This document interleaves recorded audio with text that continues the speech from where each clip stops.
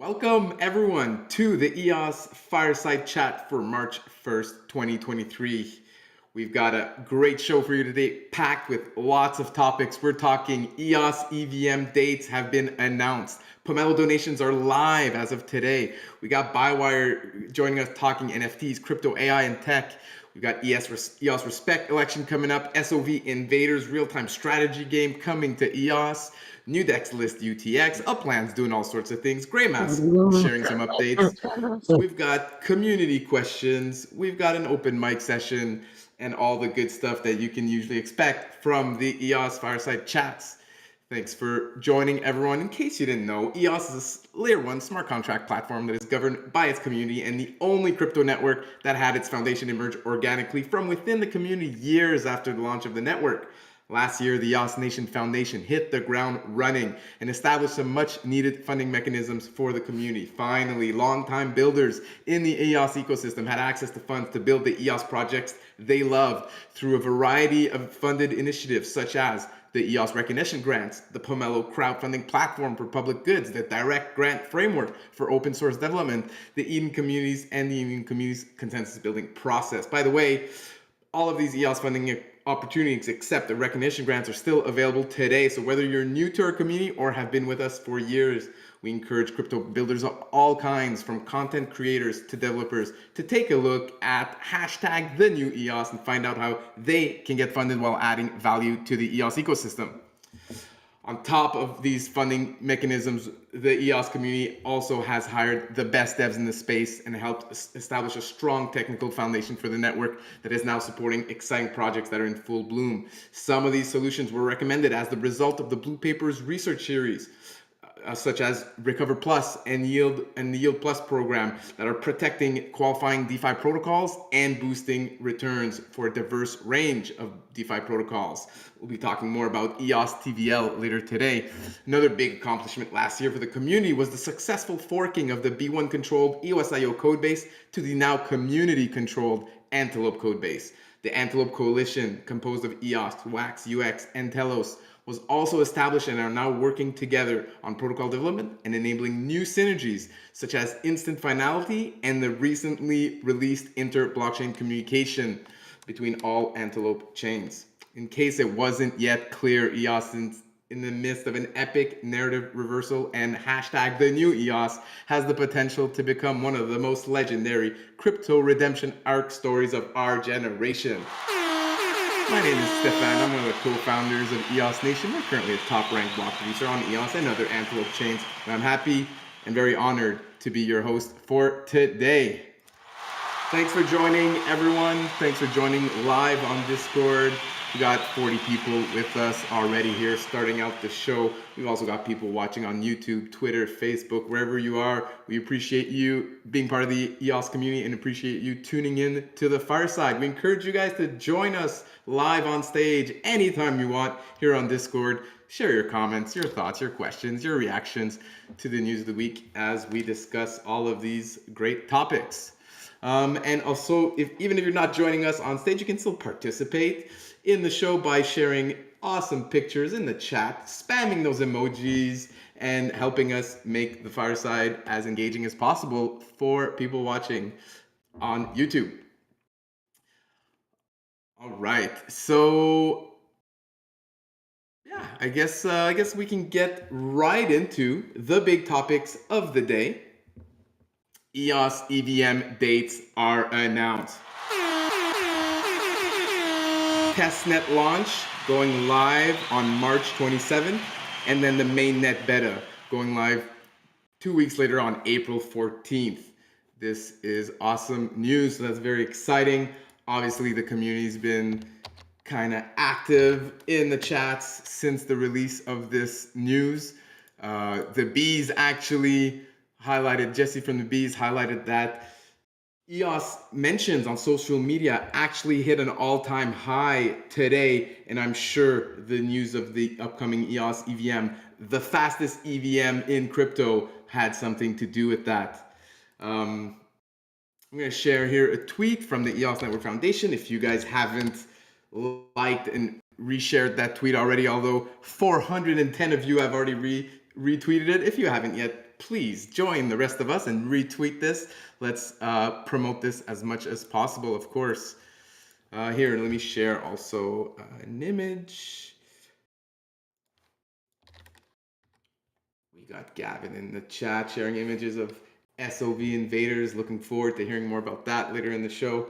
Just shared that EVM launch roadmap image. We shared the tweet. Get out there, spread the news. And yeah, lots more content coming for EOS EVM. I'm sure we'll be talking a lot more about the topic in the coming weeks, etc. And yeah, at this point, let me see Zack in the house. Zack is with us.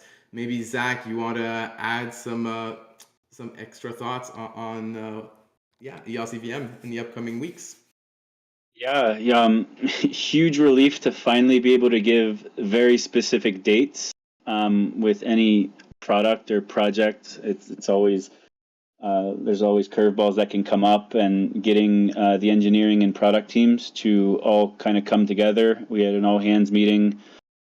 We have two all hands meetings every single week, so it wasn't really different. But most recently, on Monday, Eve kind of gave everyone the directive: we need to make the dates public. So kind of forcing a commitment from engineering and product, and picking a date that everyone's comfortable with. It was really important that we did not put a date out publicly that we were unable to meet. We are very, very confident that we will be able to meet the dates that have been publicly disclosed. And the benefit of getting the dates out is that it actually accelerated a lot of the other wheels that are in motion. For example, we've had some potential partners reach out who had been kind of paying attention to the EVM earlier on, for example, like in the fall, working with the former Trust EVM team. And they picked up the conversations as soon as they saw Eve's tweet, the first one before the ENF one. So it was really important. And Eve kind of, that's kind of what he predicted would happen, and why it was so important to get this date out, because there's a lot of projects who are looking towards this launch. I see Esteban on this call. He's been looking for this date for quite some time, so I'm sure he's relieved to see that date. We also had two successful we had two successful Gamefi hackathons that were hosted by the former Trust EVM team, and we're still going to honor the second half of their prize requirements. So the way the hackathons work, the Gamefi hackathons for the EVM in the fall, was every project got half of every winning project got half of their prize money when they deployed it to the first testnet that we had that was already live in the fall. And if they wanted to receive the second half of their prize money, they had to deploy their projects to the mainnet. So those people and projects were particularly interested in the launch date, because they need to kind of make plans around that also. And just generally, you need to have a goalpost or a North Star that you're trying to reach. So now we have a target. We put out the launch roadmap. There's a couple of steps that need to happen. The first step is code completion. That should be pretty obvious, making all of the final touches to the code base. Every feature that we plan to release in the mainnet launch will be finalized. We didn't disclose that date because that one's more flexible. It'll be within roughly the next week or two. Once the code is complete, it'll be shipped off to Sentinel to be audited. The code has already been audited once before. It passed an audit in the fall, but that was previous to the Silkworm integration, the new token economy, and a few other changes that have taken place since the original audit. So Sentinel will be auditing the code once it's complete. Around that same time, we will be launching another testnet, which will be the third testnet. It'll run in parallel to the second testnet for about a couple weeks, just to give projects a chance to migrate if they need to migrate to the new testnet and capture all of their data. We will be monitoring the testnet. What is it, the 27th to the 14th, however many days that is. We'll be monitoring very, very closely the testnet, taking feedback from the community, making sure the RPCs are running smoothly. And if everything goes as planned, which we expect it to, and we even built in a little bit of a buffer, we will be going live with the EOS EVM mainnet beta on April 14th.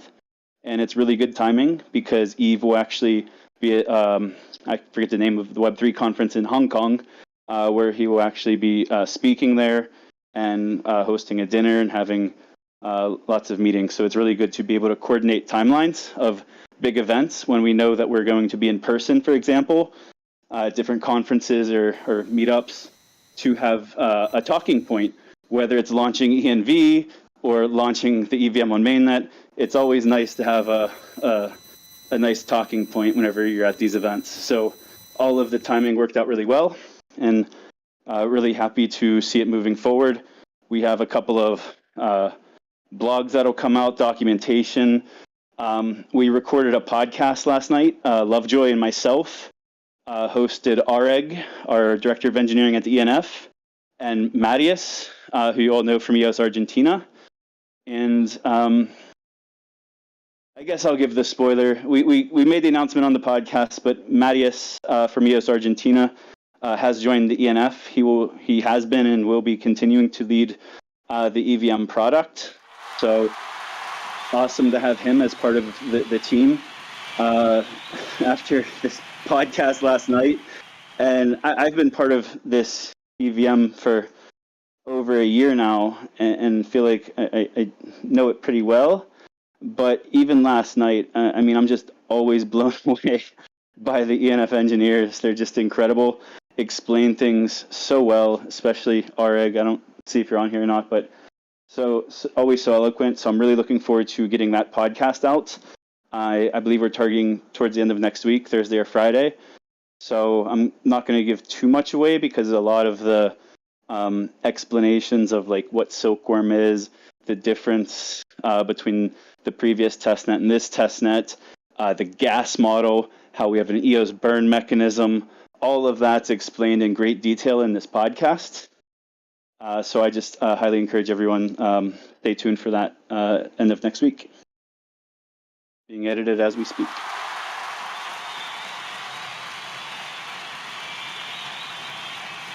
Good stuff, Zach. Love these EVM updates. Looking forward for more to this new EVM content. All right, awesome. Any thoughts from the crowd? Anyone want to jump in here, share some thoughts? Yeah, let's hear it. Hey guys, can you hear me? Yes, Esteban. I wasn't thinking of you at all when I asked this stuff. Yeah. Good to hear from you. You're sounding great, by the way. Oh, thank you. I was trying to get my mic fine this time. So I guess I'll first, say hello to everyone. I'm Esteban, and I've been working on what is now EOS EVM for, I think it's close to a year. I'm of course very happy to hear that we finally have a launch date. I'm probably one of the happiest persons in the world when I heard, okay, we finally have a launch date. So I think it was like close to a year when I first heard about what it was. By the time back then it was Trust EVM. I was just like surfing Twitter and just checking out things, and I was like came across the news and check it out. And I remember one of the first things I did when I got curious about the Trust EVM, it was like somehow I ended up here in this Fireside Chat. I was like, oh, what is this? It was actually a YouTube recording of it, and you guys were discussing, it was cellphone tokens. I don't know if you guys remember, that was like a year ago, cellphone tokens, discussing if it was a good idea or bad idea or whatever. And now it's really cool because I know one of the teams in the community, it's actually built a cellphone platform, so they're doing a great job, and just really happy to see that's happening. And we had this just months of testing things and deploying things. We were one of the first teams that actually deployed contracts. So we deployed Trust Swap, right?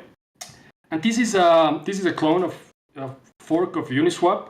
And one of the things, this was one of the first things I did. I wanted to test it. I tested some simple contracts, But then I say, okay, I need to test just something, a bit more, will give me a better sense how things work. So I tested deploying this Uniswap fork.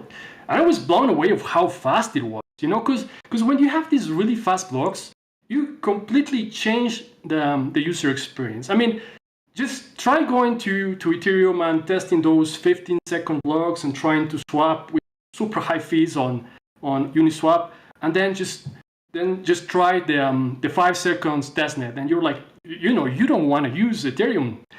And then what it was like a month ago, we had this new testnet, and then again, you guys changed things and made it even faster, 1 second blocks, and I was like, wow, this makes it even better. So we love the new testnet, and it's working really well. We deployed Trust Swap to it, and it works really well.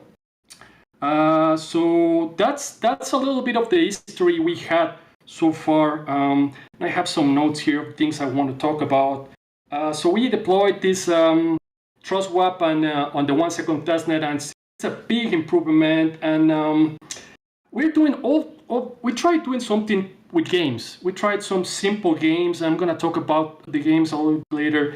And then one thing that made these games possible, it's the 1 seconds block. Because if we wanted to build these games, these very simple games, you guys can check it out there on our group.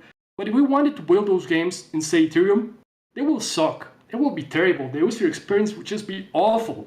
So the only reason we're able to bring these games to life is because we have these super, super fast blocks, right? And so,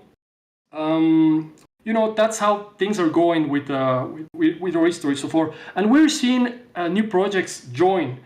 So we like to welcome DeFi-Box. I know they're like the big DeFi community or solution on EOS, and we're following their footsteps. And we really welcome them. I hope we can collaborate with them. There's lots of things, projects inside an ecosystem can collaborate. And I think there's going to be a rain of biblical proportions of other projects just joining the EOS EVM, right? Biblical proportions reign. So this is how I see it, because I've seen some people in the chat are like, this project is going to join and so much better because they have tons of and blah, blah, blah, blah. We get that sometimes. And here's how I view things. I view a community like us like a big shopping mall. Just imagine a huge, huge shopping mall, right? Imagine if the food court, there was only McDonald's. I think if this huge, beautiful shopping mall only had a McDonald's in food court, maybe people would want to go to another shopping mall when there's options, right?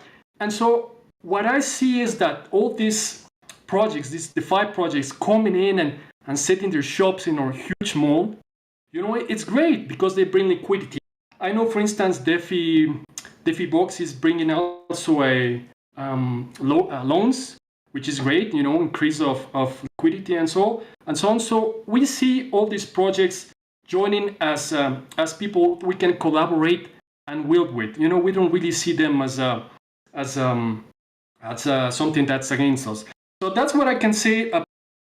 That I have some more notes and more things I want to talk about. Just checking my notes here. Okay. So this one is really exciting. So we have some airdrops for the community, and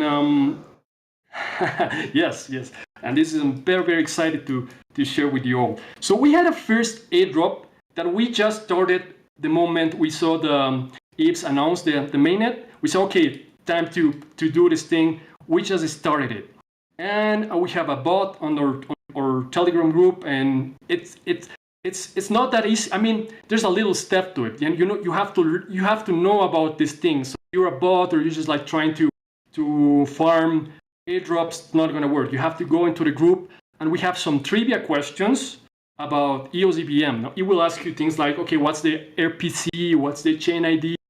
What's the website? Things like that. So the people that go there and go through this airdrop, they either know the answers or they have to learn the answers in order to receive this first airdrop. 1% for those first 300 users, right? That's something we said really early. okay, let's do something to just bring some activity. All right, I think what's the link? What's the link, Esteban? I'm looking on Telegram. I can't find it. I'm freaking out here.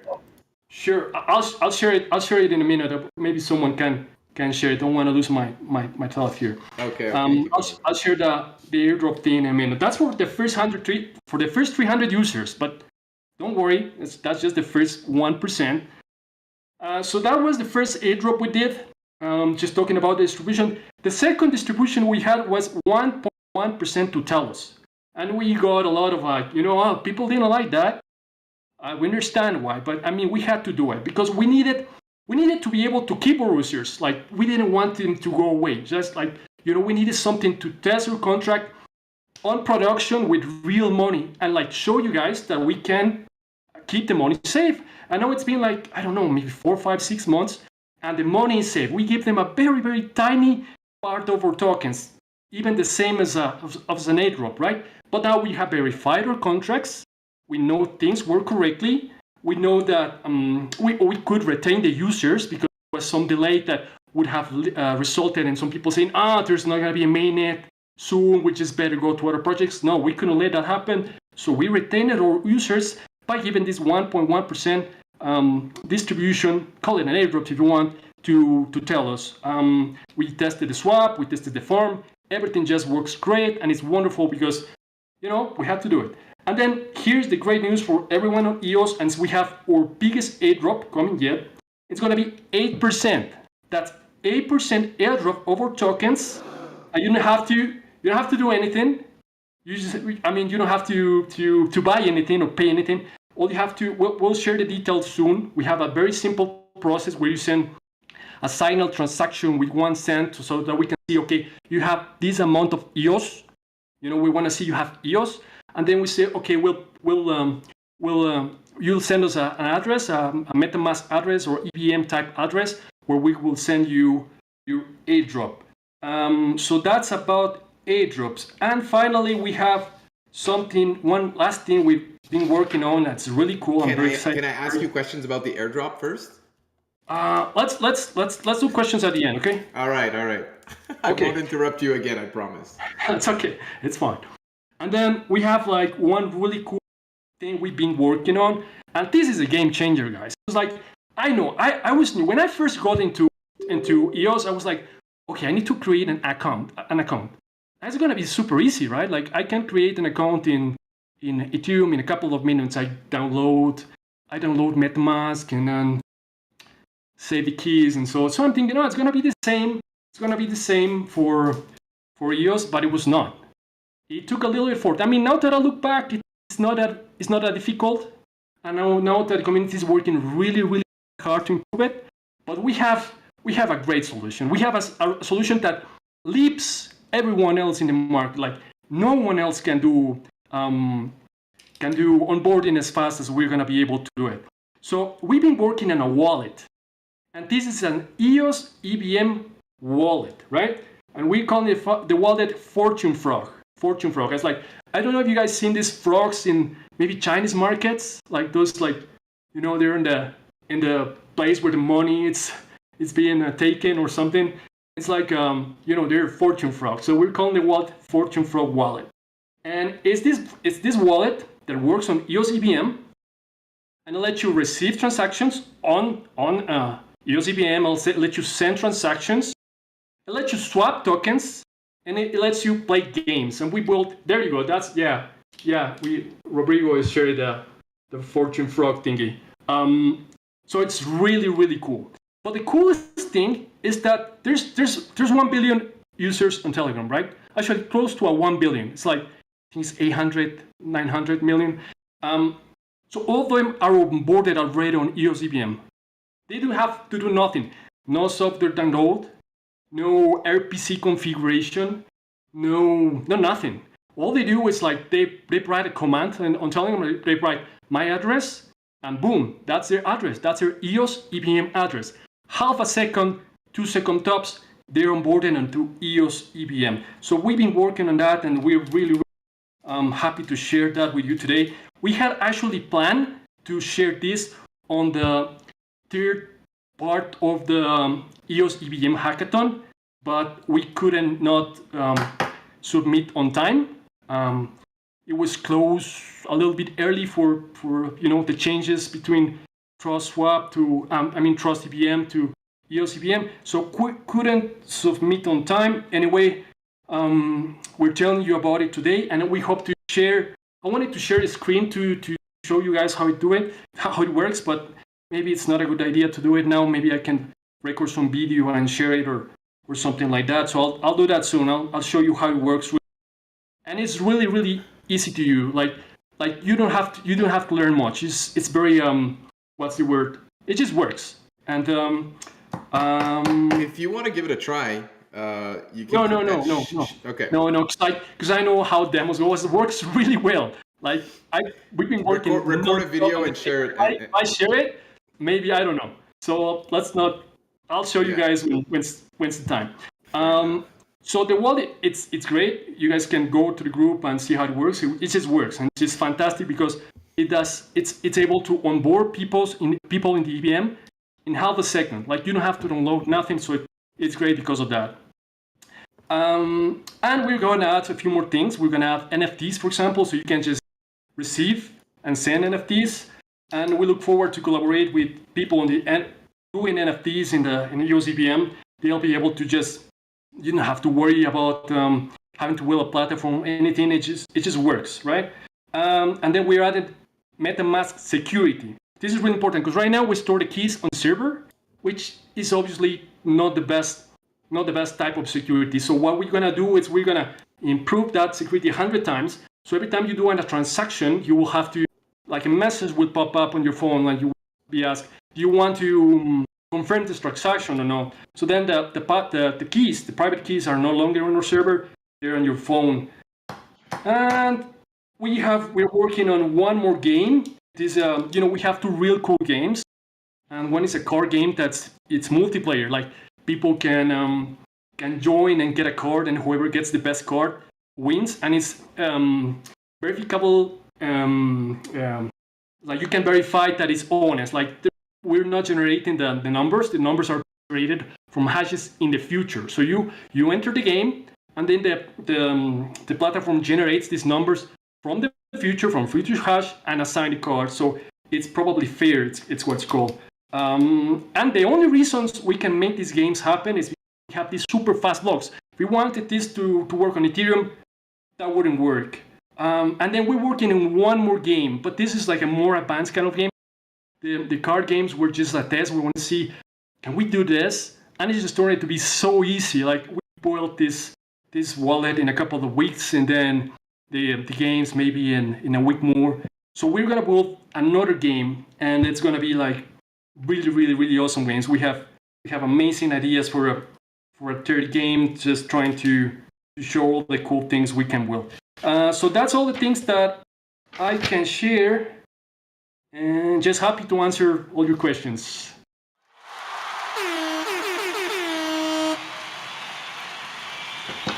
That was amazing, Esteban. My God, what a sick update. Apologies for forgetting you on my promo. When I made my promo there, forgot we had you lined up as a guest here today. But that was great. My God, so many cool things. Always warms my heart when you share the story that you got introduced to the EOS community through the Fireside. Obviously, I did. That's a highlight for me of your speech. Also, love the high quality audio that you have now. We don't have to struggle to listen to you, and you can just speak about your experiences on EOS EVM freely. And yeah, that was great. That was a great. You've got me super hyped. Good. Airdrop details. Can you share the link to the chat? I'm sure others here want to make sure we're part of the first 300. Let me give me a second. I'm here trying to find it. And then my other question about the airdrop details is that 8% that is going to EOS token holders. Are you going to also include EOS DeFi token holders? For example, if all my EOS is in the DeFi box vault, am I going to get credit for that? Yes. For this airdrop? Yeah. So in that case, you will have some tokens that represent those deposits, right? Some staked tokens. Yeah, those work as well. You don't have to stake. You will just have to send a signal transaction with a real small amount, so we can get a list of the people who want to participate, and then look at the address, see what balance you have, and then check against the balances of other people, and then just distribute that 8% across all the people. We hope that everyone will participate. We hope to see thousands of people receiving this airdrop. Obviously, if there's just very few people, then we will have to reduce the airdrop. We don't want one person to have too much. We want to have like a really fair distribution. And so we hope it's 8%. Lots and lots of people participate. We will share the details of how it works and just make it very easy for everyone. Perfect. Yeah, that has me excited, actually. I'm excited for an EOS airdrop. What is this, 2018? Like, what's going on? Yeah. No, that's great. Love to hear it. Another question I had was regarding your game. If I understand correctly, you've programmed a high card game on the EVM. Yeah. Can we gamble for tokens with that high card game? Okay, so let me tell a little bit about that. We brought two games. And is the it one is a free? high card game. Another one we call Fortune. So the high card game, like, it's just like we have multiple people entry game, and then whoever gets the best card, it just wins the pool, right? And then we have a Fortune game that is whoever gets an 888 or an 88 out of the hash of the future wins from a pool. And those we cannot keep those for very long. Those were a way to just like, okay, let's test what we can do. And obviously we wanna have something cool to do the first day that the EVM launches. We hope people will join us and maybe have a little music or something and play these games and just try to grow our community and show, especially show. I'm thinking maybe we could run some high card tournaments at the end of the Fireside, using the EOS EVM for those who show up. Yeah. Maybe we can have some EOS or NFT prizes even. For sure. But that sounds fun. We can do all those things, but the games will be temporary. Like we cannot keep those very long, because then it becomes okay. These guys are doing gambling or something. So it's just like something that we'll keep it for a short time. To everyone, see how it works, how it just joins us. Don't miss your opportunity to gamble. Join us right away. Right. So that's the early thing, to have something really cool to do when EOS EVM launches, right? Because it's gonna take a little time for projects, games, and things to start to come. So we want to have something that the day it launches, like 5 minutes later, we're gonna be gambling as a small community of friends, Beautiful. And with little music and just have a good time, and that's gonna last a very short time. And then those functions, the game functions, they're gone, right? But then we're building a third game. So we're like, wow, we can do so amazing cool things with technology. We wanna go to the next step. And we're always following the lead we have, right? You guys, the lead talks about Antelope. Okay, we gotta march towards Antelope. How can we create value towards that? You guys talk about IBC. Okay, IBC, yes. And we start to march that way, right? It's like the path, and we'll march that way. Now you've been talking about a lot of Gamefi. Okay, we'll march that way. We're gonna build something really cool for Gamefi. Sort of SNES type of graphics. If you guys know Zelda, the Zelda franchise, of course, super popular, like the early franchise. But then on Zelda, the multiplayer giant world, where in different places of the map, you have this. It's a multiplayer. You join with your little Zelda NFT or with your NFT into this huge, gigantic world.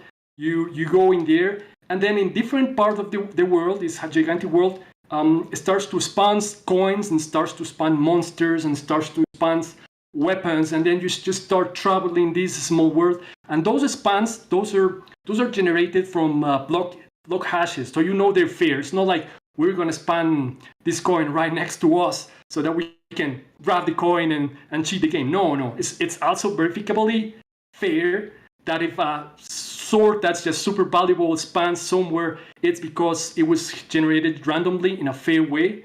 And so we have to have this like huge, massive online Zelda type game running on EOS EVM. So that's the last news, and yeah, that's what I can share right now about that. I think I have a demo of it in like a couple of weeks, like something very simple, like a proof of concept, and I'll share the link so people can start get hype of what we're building. And it'll be early on the when EOS EVM it's here, it'll be early after it.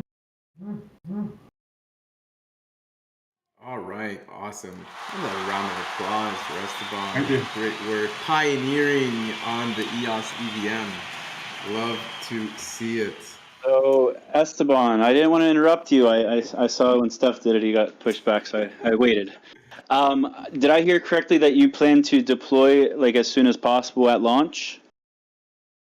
All these things, yeah, like the swap will be launched as soon as I am aware of mainnet, and same with the games in the wallet. If I can, an hour, maybe 2 hours, it will take me to get everything ready. Awesome to hear. So part of what we're trying to do with the comms moving forward, what we covered in the podcast that will be out next week, is just expectations. So you may have noticed it's called mainnet beta, taking a page out of Solana, and it'll be releasing as 0.3. So it's feature complete in the sense that you could do anything that you would expect as an Ethereum developer.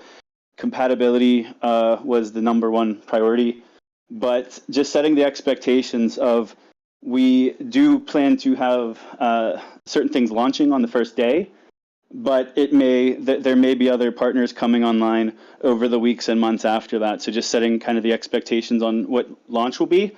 It's still going to be fantastic, but that's why I wanted to confirm with you on the launch date. Maybe we can sync up offline to do some co-messaging.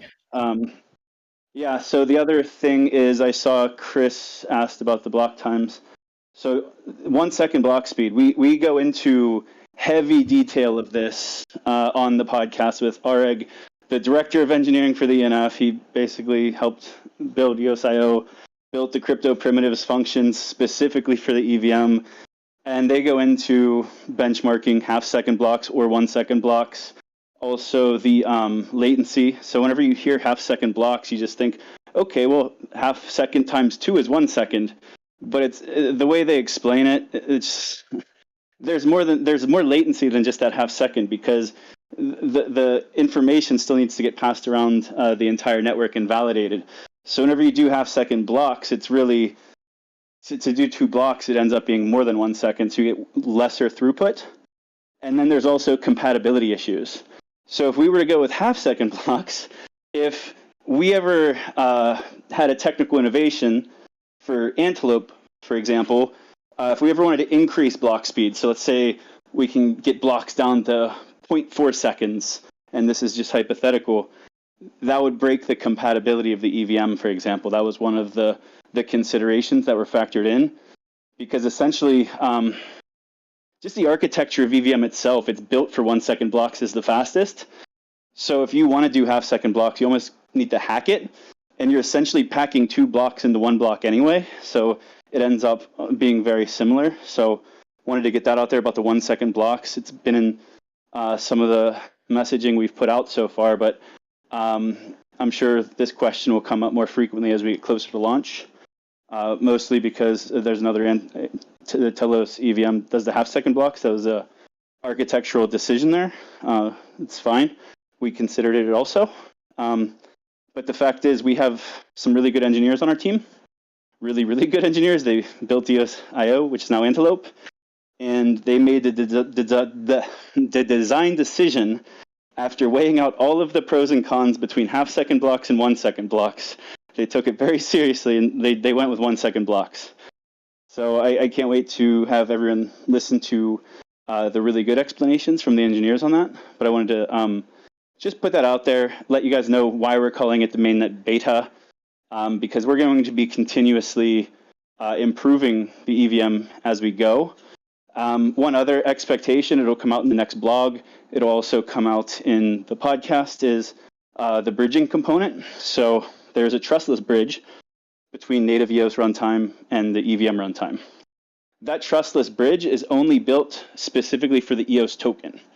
So it will not cover EOS altcoins at launch. And the reason behind that is because, one, there's no token standard for EOS, so it makes it more complex. And then the other piece is, on the other side, they'd be treated as ERC20s, which are also a different structure than Ethereum, for example, on ETH, the protocol token. So as far as the EOS EVM is concerned, EOS is Ethereum, and ERC20s are just treated differently.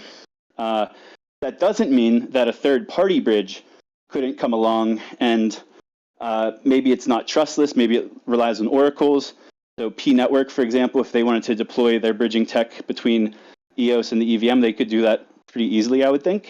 But as far as the trustless bridge, the one where you could withdraw tokens off of Binance to EOSIO.EVM bridge or whatever the account name will be, with your Ethereum public key in the memo, then your tokens will just appear in your EVM wallet on the EVM side if you have the MetaMask RPC endpoint and your chain ID in your MetaMask. So that's the coolest part about the bridge, I think, is it completely skips the requirement of creating an EOS account if you don't already have one.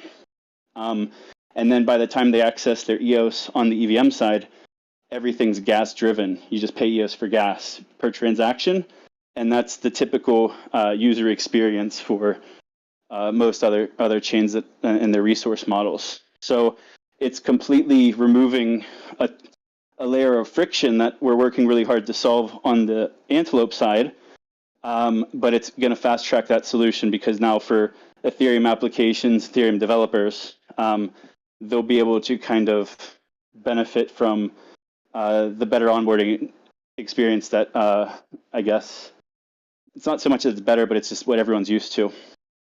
So I just wanted to put that out there so you don't have to wait an extra week. I don't think that the bridge component with EOS as the only coin at launch has been in any of our blogs so far, but I just wanted to put that out there. But as far as bridging outside of EOS, so let's say from like other EVMs, for example, it's highly likely that there will be an EVM to EVM bridge fairly early on in the launch process, whether it's day 1 or day 7 or day 14.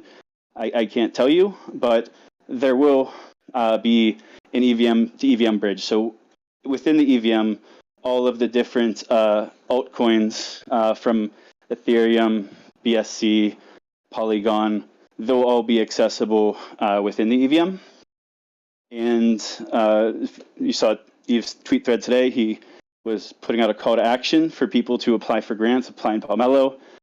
There's a huge opportunity for third-party developers to build different pieces of the foundational infrastructure that is required to make the EVM successful.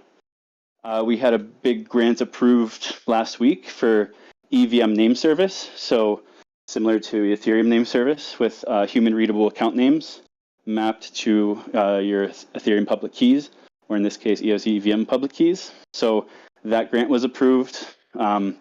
There's been like old timers, Esteban with TrustSwap and Pomelo in seasons past. Those projects are all eligible for grants as long as they meet all of the other Pomelo requirements. So I just wanted to kind of put all this information out there. If anyone has questions, you could ask them now, or you could kind of ping me in the background, and I'll be happy to answer anyone's questions.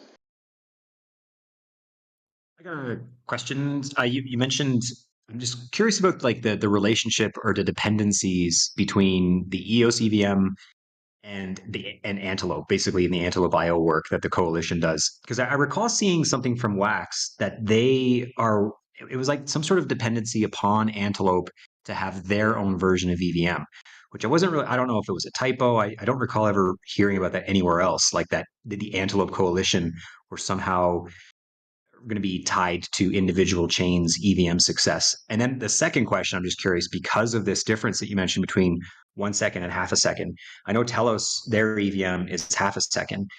So is there a risk that some future Antelope upgrade will cause conflict or a break between the two versions, between EOS's 1 second and Telos's half a second? So this is hypothetical. There are not currently any plans of changing block speed on EOS or Antelope. I'm not even sure how difficult it would be, because part of the half-second block speed, the reason it can't go faster, if I recall from during the ICO, had something to do with the speed of light can only go so fast. So it's a hypothetical situation in that regard, but it's a technical consideration that was made, because our engineering team is always trying to squeeze the most performance and compatibility out of everything.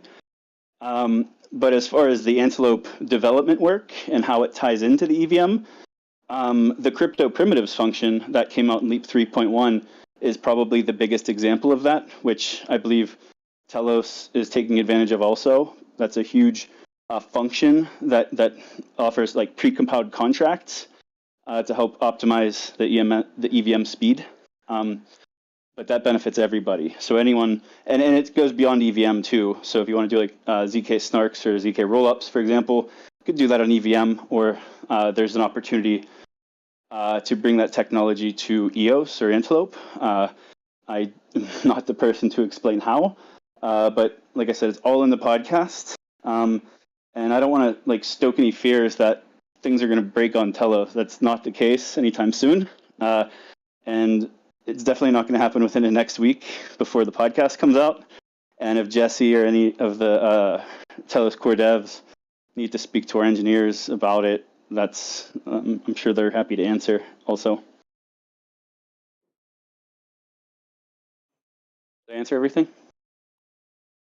Yeah, no, thanks. Yeah, I'm assuming, I'm not coming at it from the place of this, things are going to break, more just, does it create, but Denis had a good point, and he said it's actually 1 second block timestamps, but they have 2 blocks per the same second. So it sounds like that maybe isn't so different after all. Yeah, I really, really don't want to get into a pissing match with Telos. That's like, I've noticed it in all of the tweets and stuff, people chiming in. And it's I've said this on other Fireside Chats, is Telos is not the competition. Like, the competition are much higher in the rankings. Like Polygon, Binance, like if we can compete with them, Avalanche, that's the goal. Like trying to get into little pissing matches with Telos over block speed, it's not the best use of our time. But at the same time, I understand from the marketing and comm standpoint, half-second block speed, it's faster than 1 second. It sounds like everything would be better. And I would even make that assumption myself had I not been spoon-fed all of the information from our engineers. So that's why we spent a good 10 minutes or more talking about this particular topic on the podcast. And then on top of that, we'll most likely be cutting it into a like shorter, more digestible clip for people who don't even want to watch the whole podcast. And it'll also be the reasoning behind it in an upcoming blog article, because we know this is a question that's going to probably come up more so in the wider Antelope community than externally. But like I said, we have reasons behind the decision making. I'm just not the best person to explain it. If you want to wait just like one more week, everyone will get the opportunity to hear it from the architects themselves. I think from the Telos point of view, in terms of like this pissing match, which isn't like, I think what happens though is sometimes when the tweets or the communications come out and EOS is claiming to be the fastest EVM on the market, and I think some of the Telos folks are like, well, wait a minute, aren't we kind of the same? So isn't more like Antelope IO allows for the fastest EVMs on the market? And that message is different than EOS is the fastest, because then Telos people are like, well, what the hell? I thought we had the same tech, so we're just as fast, aren't we? So I think that's maybe where some of that friction might come from. If we're just as fast, I'm fine with both networks claiming, hey, we're the fastest EVM. Yeah, and it also complicates messaging. It's like, we're the fastest, and so are these other people. You're adding all of, and I don't know. I've never benchmarked Telos. I'm sure once both main nets are up, we'll be able to, like, someone will be able to benchmark if they really want to. But it just hasn't really been a priority to make too many comparisons. We more or less respond to it because it gets brought up a lot, and especially now that we'll be talking about the 1 second blocks more. It's something we're kind of expecting. But based on the more you pay attention to other projects, you'll probably find things like that a lot. There's a lot of things that other projects say, and this is like outside of Antelope, where they just kind of ignore other projects. And it's sometimes an information asymmetry, but I don't have a perfect response. We have benchmarks showing the performance of the other EVMs, and we've benchmarked our own. So until like we see data or other things produced by a third party, or if their demand was high enough that we would want to do it ourselves, like we're just going by the data that we have with the swaps per second benchmarking. And if Telos wanted to benchmark, I'm sure they could. But like I said, I don't want to get. I have nothing against Telos, and I like we all can be successful here. Yeah, I imagine first they are going to be probably doing a similar benchmark in swaps per second, so will have an apples to apples comparison. But in general, I mean, personally, I get it. Like to those who don't know, like I'm part of the Telos Foundation. I'm on their board, and from my view, I fully get why the EOS marketing engine would communicate it as it is doing versus the other big chains, because it's to drive attention to EOS. This is a big moment for EOS. EVM's been coming and talked about for over a year now, right? And really longer than that in terms of the need for it. So I perfectly get it. But just to your point about some of the other Telos community members, don't be surprised when they like comment on tweets from the ENF or whatever about EOS being the fastest, because they're going to be like, well, we got the fastest too. That's all. I don't think it's not, it makes sense though, right? This has been going on for years. It's going to happen. There's nothing that's going to stop it. Even if like we came to an agreement with the foundation and said, hey, like let's make sure we're showing unity, and we try to as much as we can, that doesn't stop community members and random alts and things like that from posting that kind of stuff. It's not going to stop. I don't have a great solution for that. It's you can't control what people say. Like I say, it makes perfect sense. No, I don't hold it against the EOS's marketing engine and what you guys are saying. It's perfectly rational. Yeah, I'm just giving you the other side and why you get the comments there. The other piece to it is the thing that makes it so performant is Antelope itself. And all of the core engineering is the ENF. I mean, like we put the crypto primitives in. None of the Leap upgrade was funded by the coalition. The coalition's only funding extras. It's funding wallet SDKs, IBC, and instant finality, and a peer-to-peer networking RFP that was just fulfilled by Fudan University, or they just got accepted, let's say. Everything else, and it's millions of dollars per year of engineering, is funded by the ENF. Like, the Antelope is our baby, and everyone else kind of benefits from it because we have a shared vision and the shared treasury for those extras, because everyone benefits from the extras.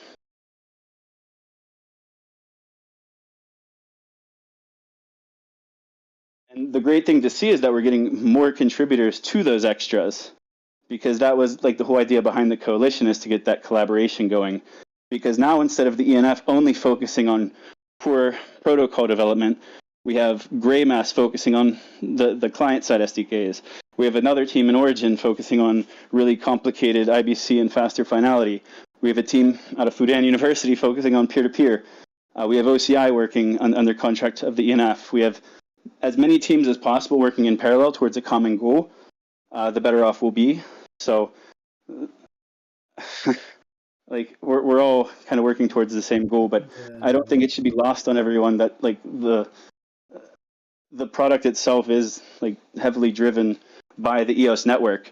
The success of EOS is the success for all of the other Antelope chains. And if the other Antelope chains are successful, it's good for EOS, because then the other chains, because of the weighted funding that happens with like the coalition, for example, it's all based on market cap, liquidity depth, all of that.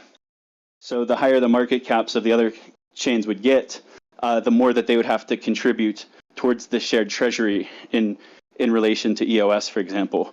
Right now, EOS funds 100% of the protocol development and 76% of the coalition treasury. So it's an overwhelming amount. But if we're successful, the rising tide lifts all ships. That's why all of the other chains really should be cheering for EOS. Back in the Genesis Or at least I launch would day like of them to. EOS. Whether or not they will, we'll see. But we've formed pretty good relationships with Telos, Wax, and UX. There was a term called call a petition when when the block pushers started competing for the initial spots when the EOS launched, and I think it explains it well. I think I see the way that it having being in harmonious how it's going to play out is that I think all the chains inside the Antelope ecosystem can collaborate in the core tech and the core Antelope base layer, while call a petition, like collaboration and competition. It's that it's they can we can all the Antelope chains can collaborate, while at the same time people will naturally compete for what their bag is, but for what their That's larger why I bag don't is. expect And people to that's, stop commenting. People aren't going to stop Yeah. commenting. That's okay. We're just going to ignore most of it, address it on the firesides if it wants to come up. We're going to over communicate the why. I was very proactive with Arig and Mattias because I knew this was going to come up, and I knew that they were the two best people in the world to respond. I think once we get the podcast and the next blog out, we won't have to talk about this as much. But if we ever say we're the fastest, sure, we're probably going to have some people in the comments, and that's okay.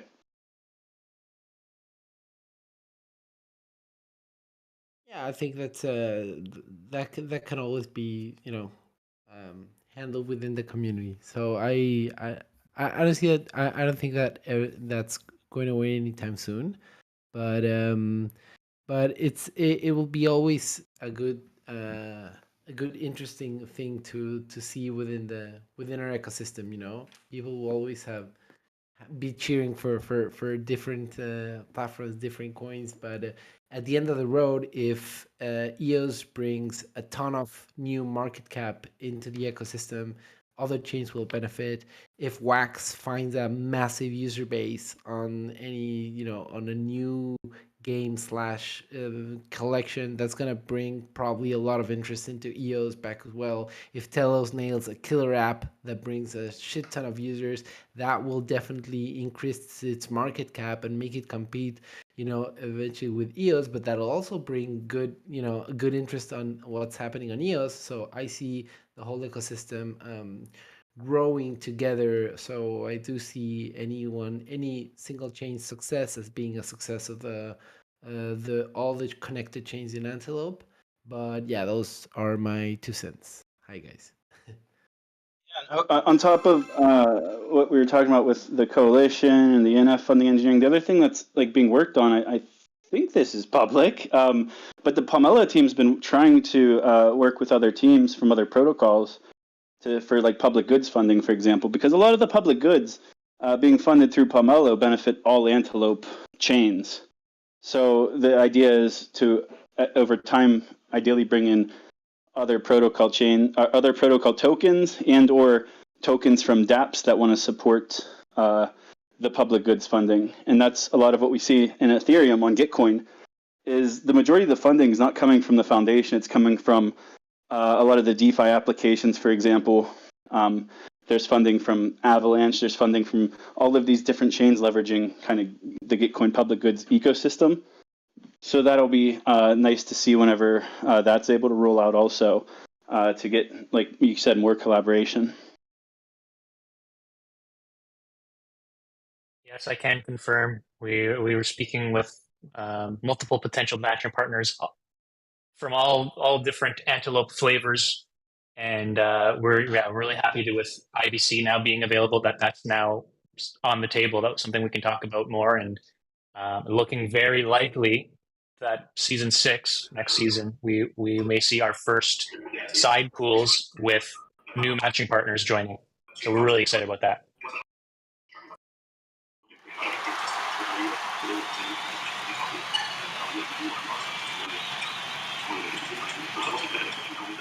Let's go, Pomelo.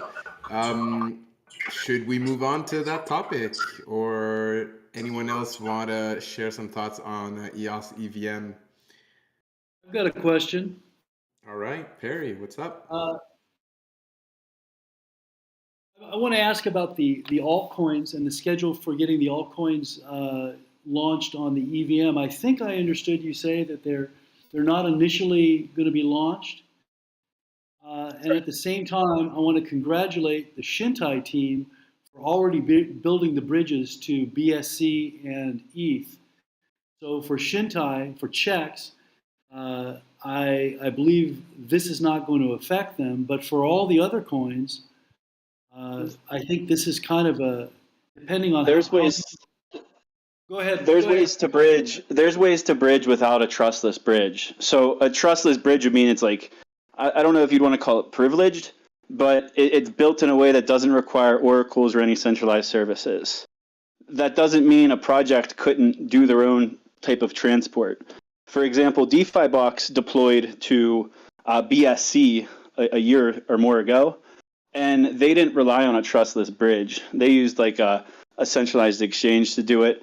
But there's other ways to bridge your tokens using either your own oracle or someone else's oracle. Projects could also do like a lockup and mint. It depends on the project and what amount of the token supply they hold. For example, if a project held 40% of the token supply, they could lock 10% on one chain, which would be EOS, and then mint the equivalent number of tokens on the EVM. And because the project is the team deploying the smart contracts, it's the same parties on the multi-sig most likely, unless it's leveraging like the BP set, then they could run their own teleporting of tokens. So the limitation, like what won't be there is a trustless bridge operated by the protocol. But to be able to bridge your tokens back and forth, it will be possible. It's just not part of the EVM core functionality. At this moment, but did you give a schedule for that, or are you just saying we have no set dates? There's no set date on that. The engineers would be better to speak on that. The post-launch priorities haven't exactly been set. It's really right now all eyes are on launch. There's a specific scope of work for launch, and all eyes are on that. And that's the focus of the engineers that are on the EVM project. And at the same time, we're ramping up native Antelope development also. As the EVM comes to fruition, closer to launch, we're rolling off some of our engineers to put them back on Antelope, because we do plan to have a major release in September, around September. So we need to put more emphasis back on Antelope and EOS system contracts, maybe also. But yeah, we're not really. It's not the time to communicate what's coming after launch necessarily. I don't have a timeline. I just, from my perspective, I'm only focused on making sure that we launch without any issues, on time, and that's kind of the focus of everyone else as well. So I don't really have probably the answer that you want, but I bet there will be a third-party bridge that deploys before the protocol were to deploy, or not the protocol, but before it became part of the trustless bridge, for example. So there wasn't any particular technical reason. It was just a matter of just. No, there was a technical reason. It's much more complicated. There's no EOS token standard. That's part of it. So you have to kind of build things in a certain way because there's no standard. And then on the other side, an ERC20 is not the equivalent to a protocol token like ETH, for example, and EOS is the equivalent of ETH. So it's technical complexities and wanting to launch the product because everyone's been waiting for it. There's no need to delay any further. We're shipping, and we're shipping on April 14th, and we're going to hit that deadline. So let me put the question just a slightly different way, maybe more direct.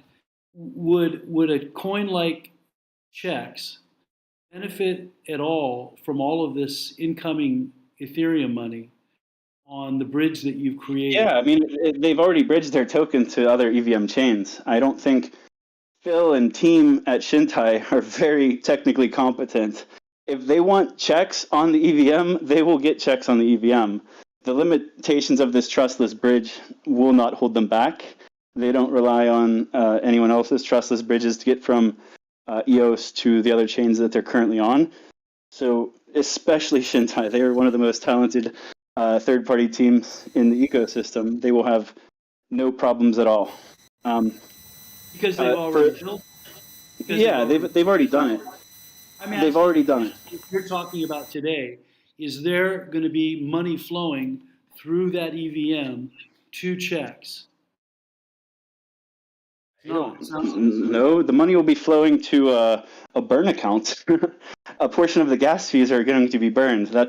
So the main beneficiaries are going to be EOS token holders, not checks. I mean, checks can benefit in other ways through network effect and maybe more users coming to EOS and or EOS EVM, but it's not like the EVM is going to be like paying them directly or anything. I don't really understand what you're asking there. Well, I'm just trying to feel my way through the dark here, just trying to understand it, Zach. So thank you very much for answering those questions. And yeah, big kudos to the Shintai team for getting ahead of a lot of stuff. Thanks. Yep. And I guess we've talked a lot on this, but another reason, just to give more color to the token bridge, the trustless bridge, another part of it has to do with the fee model. So as I explained, you'll be able to withdraw EOS from Binance, put a public key in your memo, send it to a specific account, and it'll show up in the EVM. There's still EOS resources being spent to make that transaction happen, because the centralized exchange is only paying for the transfer from their hot wallet to the bridge account.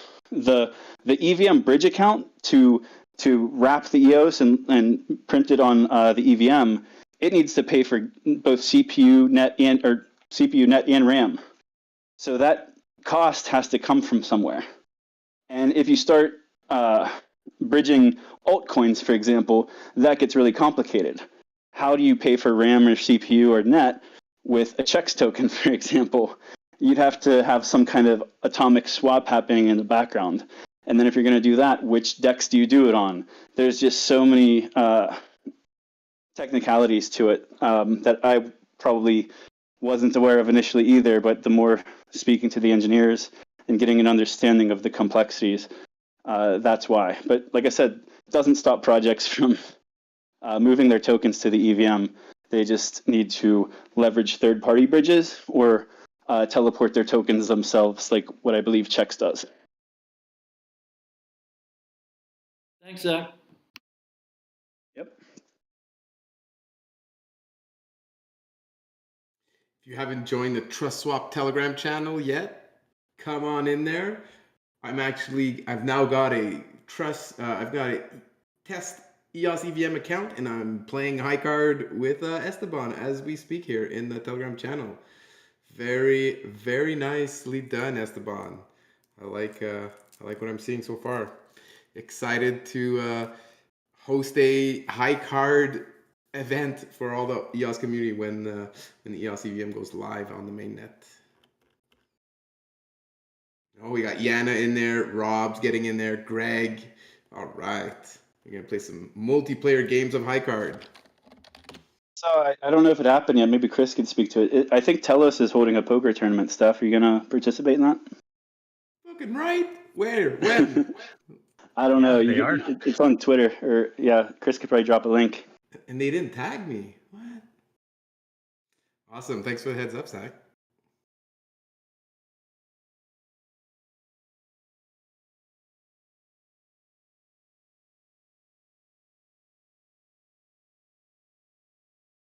All right.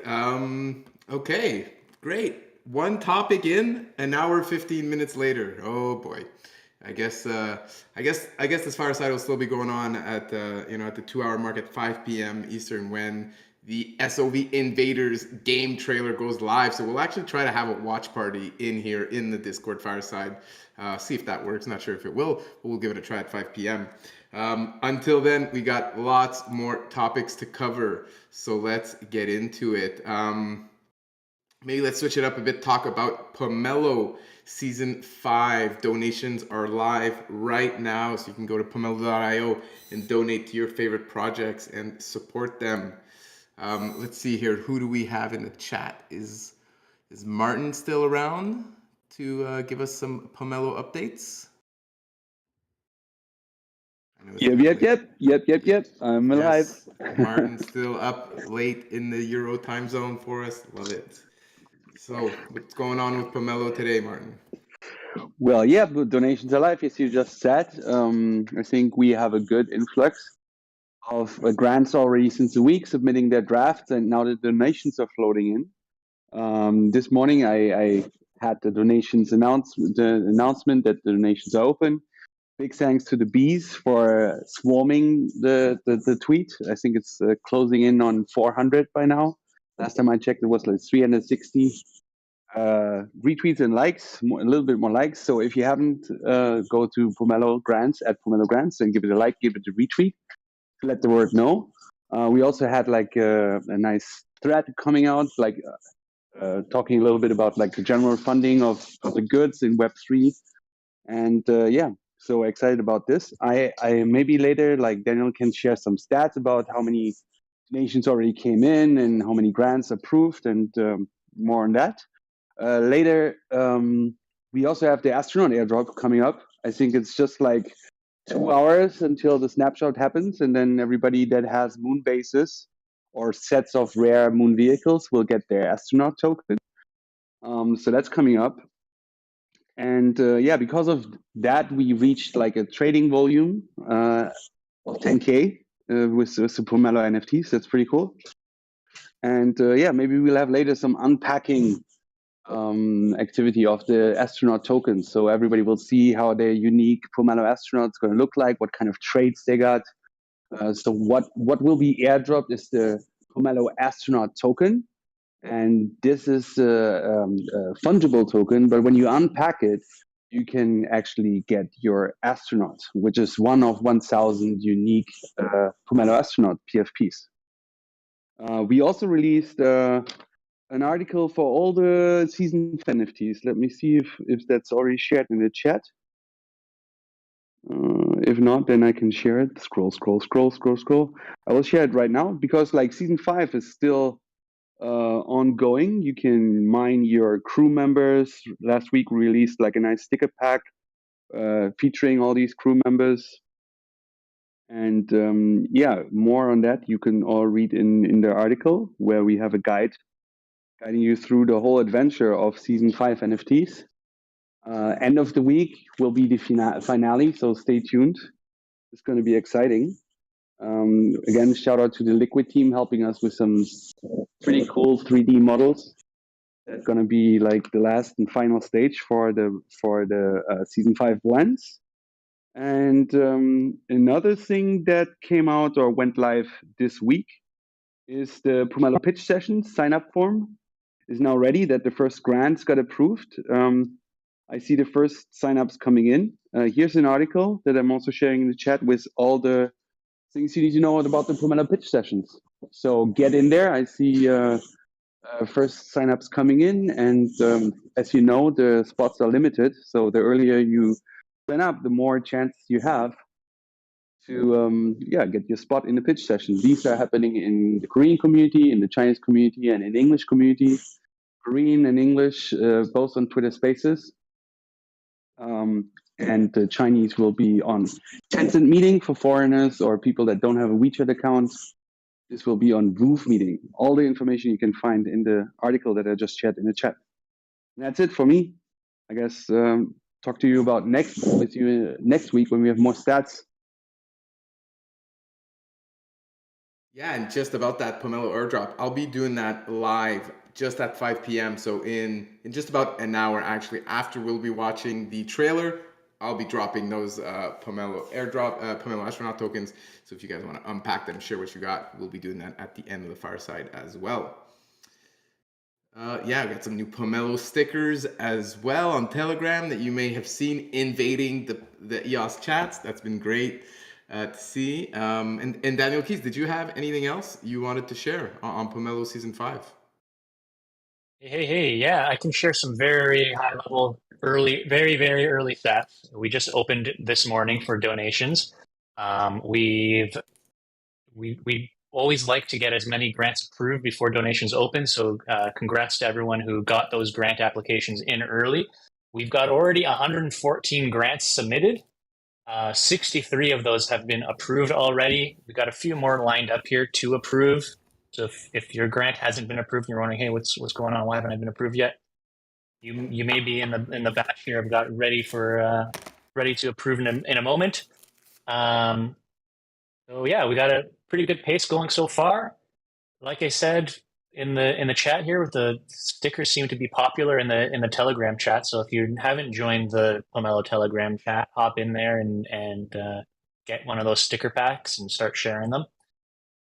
In terms of donations, very early still. I just had the bot give me some stats here. Looks like we've had so far 21 donors participating. So a pretty small group of people are diehard Pomelo fans. And they've donated a total of 660 EOS so far since opening for donations this morning.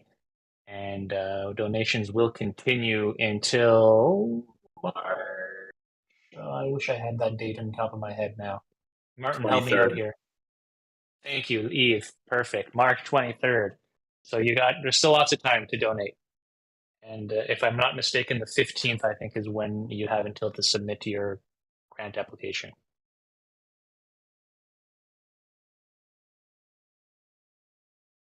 We're about to jump up to 22 donors in just a few seconds. All right. I haven't even donated yet. Usually I'm in there really early, but I've been back to back all day doing stuff. One thing, though, I mentioned to the team this morning, and this is, again, a testament to the team. So shout out to the great Pomelo team, is how now 5 seasons in, how uneventful almost from a operations perspective, launching a new season has been. In previous season 1 and season 2, it's like, oh, all hands on deck. Is this thing going to work? Make sure everything's, and there's a lot of running around and making sure everything's going. It seems that we've kind of greased all of the gears now, and things are just rolling smoothly. And I don't even have to really worry whatsoever that is this thing going to work.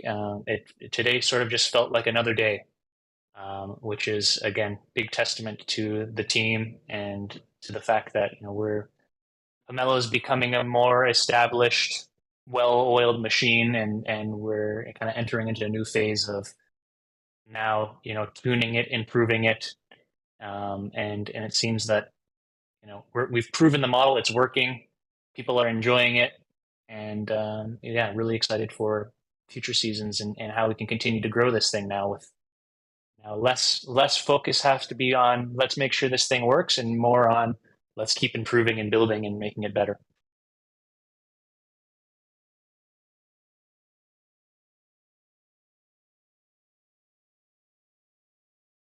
Awesome. Thanks for the Pomelo update, and thanks for everyone spamming the Pomelo emoji. Awesome. All right. Yeah, and I guess I'm just gonna, if you guys are out here listening to the Fireside Chat, you've got an extra screen or window. You can browse on over to pomelo.io, do some donations. I always like to reward the grants that are in there early and they're ready for day one. And then those grants that do get support early, if people are ranking by amount of contributors or amount matched or amount donated, those kind of get up to the top of the list, which is good. And of course, there's also the collections that you guys can set up. I'm sure we'll be hearing more about collections a bit later on in the season. All right, yeah. Anyone in here who has a grant, feel free to share your grant link in the chat right now. I'll get in there, share my hot sauce grant. I've seen a couple other grants already shared in the chat. Love to see it. And yeah, thanks for everyone who's been already participating in season 5. That's great. And look out for anyone who wants to go even deeper, in my quick little update there. I just spent an hour and a half with Michael from Bywire talking about Pomelo just this afternoon. And if I'm not mistaken, that's going to be published in the next couple days. So stay tuned for a Bywire interview with me talking about Pomelo Season 5 and what's coming ahead for future seasons of Pomelo. Great segue, Daniel. Why don't we talk about Bywire? Let's see, is Michael still with us? I know he was in here a bit earlier. Seems like he is not here with us at this time, so I guess we'll have to wait a bit for our Bywire update.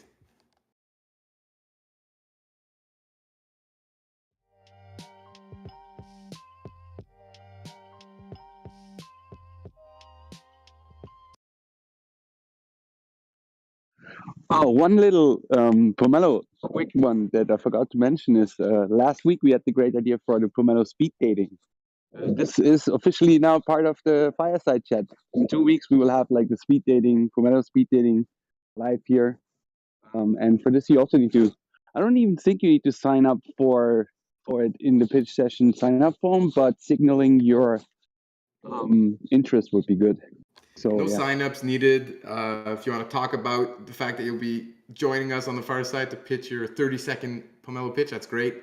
But we're just going to encourage people to show up to that Fireside Chat, and then we'll go through all of the grant owners that are here, give everyone a 30-second to pitch their grant to the community.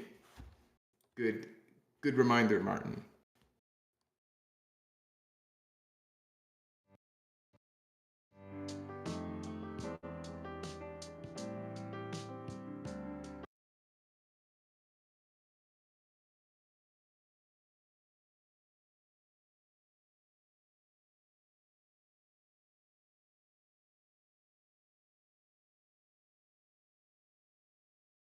Muted? Yes, thanks, Martin. Yes, I am muted, of course. All right, yeah. Thanks for that update, Martin. Good catch on the Pomelo speed dating that's coming up on the Fireside. Should be fun. All right, moving on to some other topics. We got pop token giveaways every week. Of course, if you're out here, if you're one of the 60 people out here in Discord, go to the PopBot chat, register your EOS account, get a pop token dropped, and then go over to our blend page and blend your pop tokens into a raffle ticket. So today's the last day to blend your February raffle ticket. It's going to be live until the Fireside ends, and then I'll be doing the draw after the show.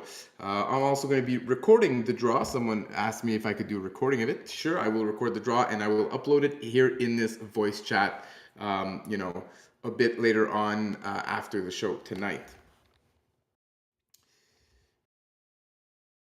Okay, what do we have next for topics? I guess we can hit back some more ENF news. Lots of events upcoming for the ENF. Just recently, the ENF, the EOS Network Foundation, tweeted about their March conference schedule. Let me share that in here. Allow everyone to retweet it, and let me share that image as well. So here we can see in the image here we got ETH Denver going on starting tomorrow. Liam from the ENF is out there. So if you're going to be at ETH Denver over the next couple of days, reach out to Liam, say hi, meet up with them at the event. That's great. Paris Blockchain Week coming up on the 20th of March in Paris, France. Game Developers Conference also 20th of March, San Francisco, USA. And then 21st, we got the DC Blockchain Summit in Washington, and then 22nd, the International Women of Blockchain event in Washington as well. So we got 5 events coming up. Zack coming in here with the chat, sharing that their new events page just went live. Great, I haven't seen it yet. Let me go check that out. Anything you wanted to add there, Zack? I don't see Val on the call, but shout out to Valerie from the NF on getting this page up. It just went live this morning.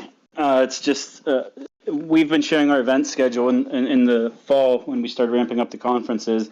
We were relying on graphics and social media posts because we didn't have a custom events page to share all of the haps going on with all of the in-person events. So it'll just be easier for everyone in the community to keep up with what's going on, where we'll be. And also if it's an event with registrations, you'll be able to register from that page as well. So just a nice way to showcase what's going on. I believe at some point, Brandon might know more information on this than I do, about having some kind of way for community events to get submitted as well, but I don't think that process has yet been defined.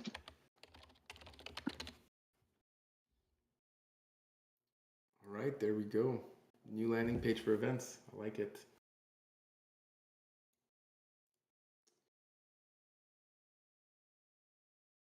And Zack, another not necessarily related to blockchain events, but you had a nice tweet earlier in the week ago talking about Yield Plus and how the EOS and USDT TVL continues to increase across EOS DeFi protocols. Let me share this in the chat. Let's get some retweets on this bad boy. Let me share the image. Always love seeing these up and to the right graphics of anything doing with EOS DeFi. Very encouraging. Yeah, so it is always nice to see the up and to the right charts, but on the topic of Yield Plus and I guess Recover Plus, there's some conversation came up over the weekend about the requirements. Things are, as far as the requirements and whether things are a recommendation or a hard requirement, there will be messaging coming out over the next couple of weeks with the specific framework and rules of the Yield Plus program. So there is a chance that some projects who are currently participating in Yield Plus may become ineligible to Yield Plus in the future. But obviously, we want everyone to get their audits and comply and do all of that fun stuff. So hopefully we'll be able to continue up and to the right. But yeah, it's great to see new protocols joining and reaching the TVL requirements. It's only 200,000 EOS. It's a relatively, I guess, low bar for a DeFi project. It sometimes seems high in EOS, but when the conversation came up in the ENF Telegram group over the weekend, it was pointed out like in Phantom, the minimum requirements were like over $1 million, I believe the number was. Denis shared it. But yeah, it's been successful. I'll keep tweeting stuff like that because I don't see anyone else doing it. So I will do it because I like talking about this. I like looking at the analytics and yeah, good news.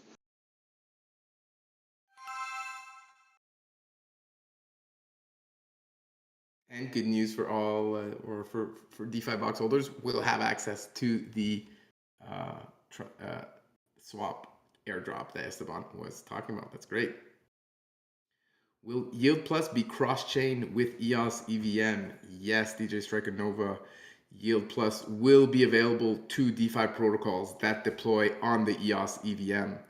So we expect that, and that's been planned all along from what I understand. And so I definitely expect this this yield boost to incentivize projects, DeFi, EVM, DeFi projects to deploy on EOS. Yeah, absolutely. Definitely exciting time. Yes, but not like, once again, setting expectations. There's like Denis could speak to how all of the oracles and time swap or time-based measurements happen on the EOS side. There is still smart contract development. There's work if when we want to deploy Yield Plus on the EVM side. That will not be available at the time of launch, just to be clear. Good clarification. But eventually, yeah, that's the plan. Yes, I mean, it was detailed in the blue paper. That is one of the ultimate goals. But then the other factor is the bridging. So, for example, the USDT, that's been a discussion. That's probably the most important token to get, not just in the EOS EVM, but also to the other Antelope chains. Because right now, the Antelope IBC is very similar to what we're talking about with the EOS and EVM bridging. You could deploy your own IBC contract and swap your any token between like Telos, Wax, EOS. But there's the the privileged contract, the official contract. It's only supporting the protocol tokens. And like in that example as well, USDT has come up multiple times as being the one altcoin we really want to get into the other chains, or in the case of the EVM, the other runtime. So that's another thing to factor in is at launch, due to the nature of the trustless bridge only being for EOS, the majority of stablecoin liquidity on the EVM is most likely to be the Ethereum version, maybe some of the other chains, but most likely Ethereum. Because of the EVM to EVM bridging, it'll be there's $80 billion of Tether and only $80 million on EOS. So there's a lot more Tether externally. So a few things need to happen before Yield Plus can launch on the EOS EVM. So I'm glad it came up because that clarification is important, just to set expectations.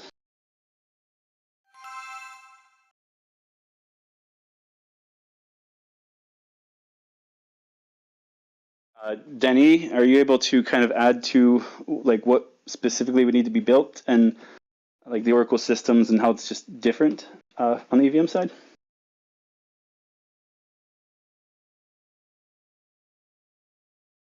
Not sure if Denis is available today. All right. Well, I surely can't explain it. So Is he still muted? Oh, I still have him server muted. Maybe I could unserver mute him, give him a There chance. you go. Yeah, I was said it was muted. Yeah, there's definitely some tech required. So it was always scoped out, but there was also like requirements of on the EVM side that we needed to have specifically for the Tether and non-native tokens. So for the native token, it's actually relatively straightforward, and that's like going to be the EOS amount. So that's the technical barrier is pretty low on that. The technical barrier is a lot higher if we get into the ERC20, because right now you have to do a view on, so the EOS mainnet needs to see your ERC20 token balance on the EVM side. So there's some complications there, but once EVM is rolled out, we're definitely got to work towards implementing a Yield Plus implementation for EVM for sure. It just won't be available on the day of launch, but we'll work towards implementing Yield Plus for the DeFi projects on the EVM. It's coming. It will be coming. Excellent. All right, moving on, we've got, of course, our Road Past 10K promo. It's still ongoing right now until the end of March. So we changed it up a bit because we blew past our 10K goal. We're up to almost 13K members in this Discord server. Just a reminder, you guys, there's actually pretty solid prizes up for grabs if you're able to invite someone with your personal link into the server and they stay, until the end of the month. Top 5 get 25 EOS each for inviting people. Right now, the cutoff for that top 5 leaderboard is only 4 invites, so definitely easy to get there. Top 25 get 4 pop tokens each, so that's 1 month worth of joining these firesides if you just right now invite at least 1 person to the server, and then everyone who invites at least 1 person gets 1 pop token as well. So get out there, generate your private link, and share that on social media. Invite your friends over, earn some rewards for doing so. All right, another update recently,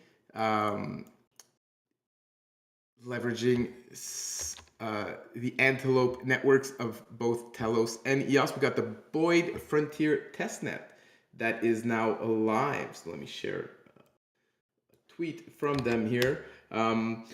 We've had John on the Fireside explain a bit about how this would look like a few weeks back. Basically, while the code does run on Telos, you can simply make an account and connect your EOS account and withdraw your earned tokens to your EOS account. So one of the first applications actually, or recent application that I've seen, leveraging more than one Antelope network to run their application. Of course, Boid is a program that rewards people who use the Fold at Home app. That is, you do computations on your computer to advance various scientific problems.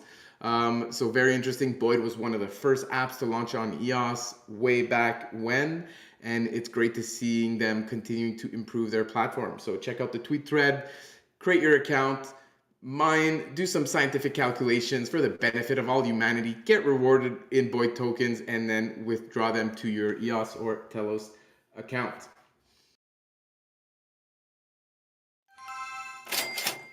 Go. I have a question about that. Cool. I'll try to answer it. This is Zack from EOS, but Zack with an H, not a K, from the NF. But so my heat went out in a winter storm in December, and so I started doing folding at home to generate heat. And I tried to set up Boid, but I couldn't find an invite code. Like, how do you get those?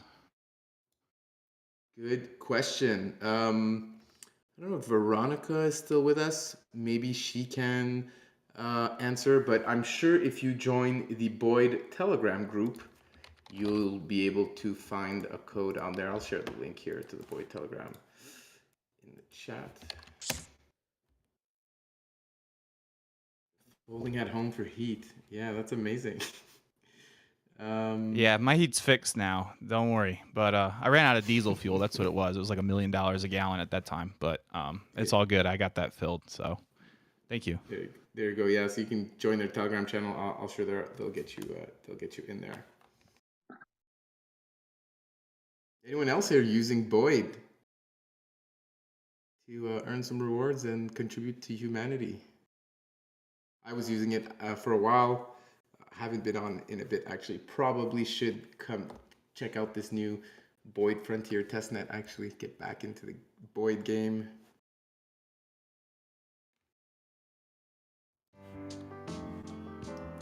Drew Block says his computer can barely handle Discord. Probably can't handle Boid.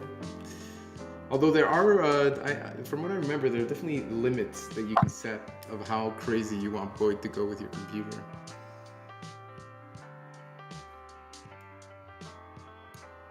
I remember the different Boid teams. These were fun.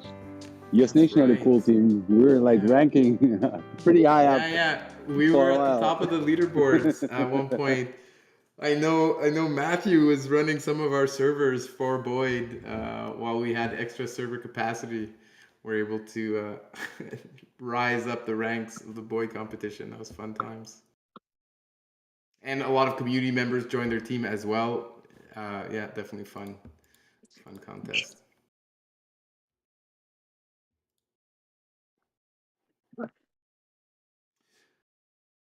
All right, Lewis, going in to try Boid. Good luck, sir. Tell us how it goes.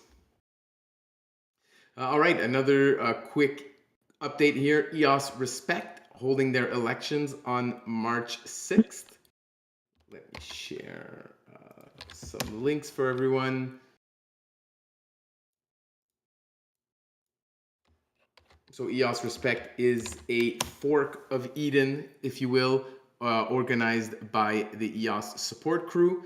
And the purpose of the EOS Respect community is to audit Pomelo grants. Very relevant now that Pomelo Season 5 is going. So there's some requirements in there if you want to become, if you want to join the EOS Respect, if you want to run to become elected as a delegate. You can find out all that information there in the article I linked.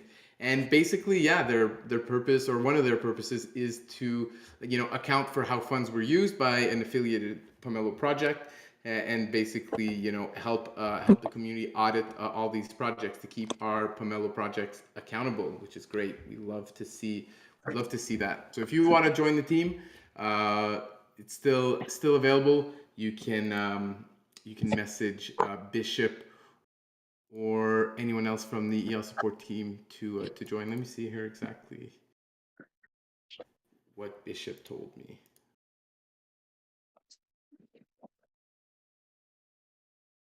Yeah, you can email contact@eossupport.io if you're interested in joining.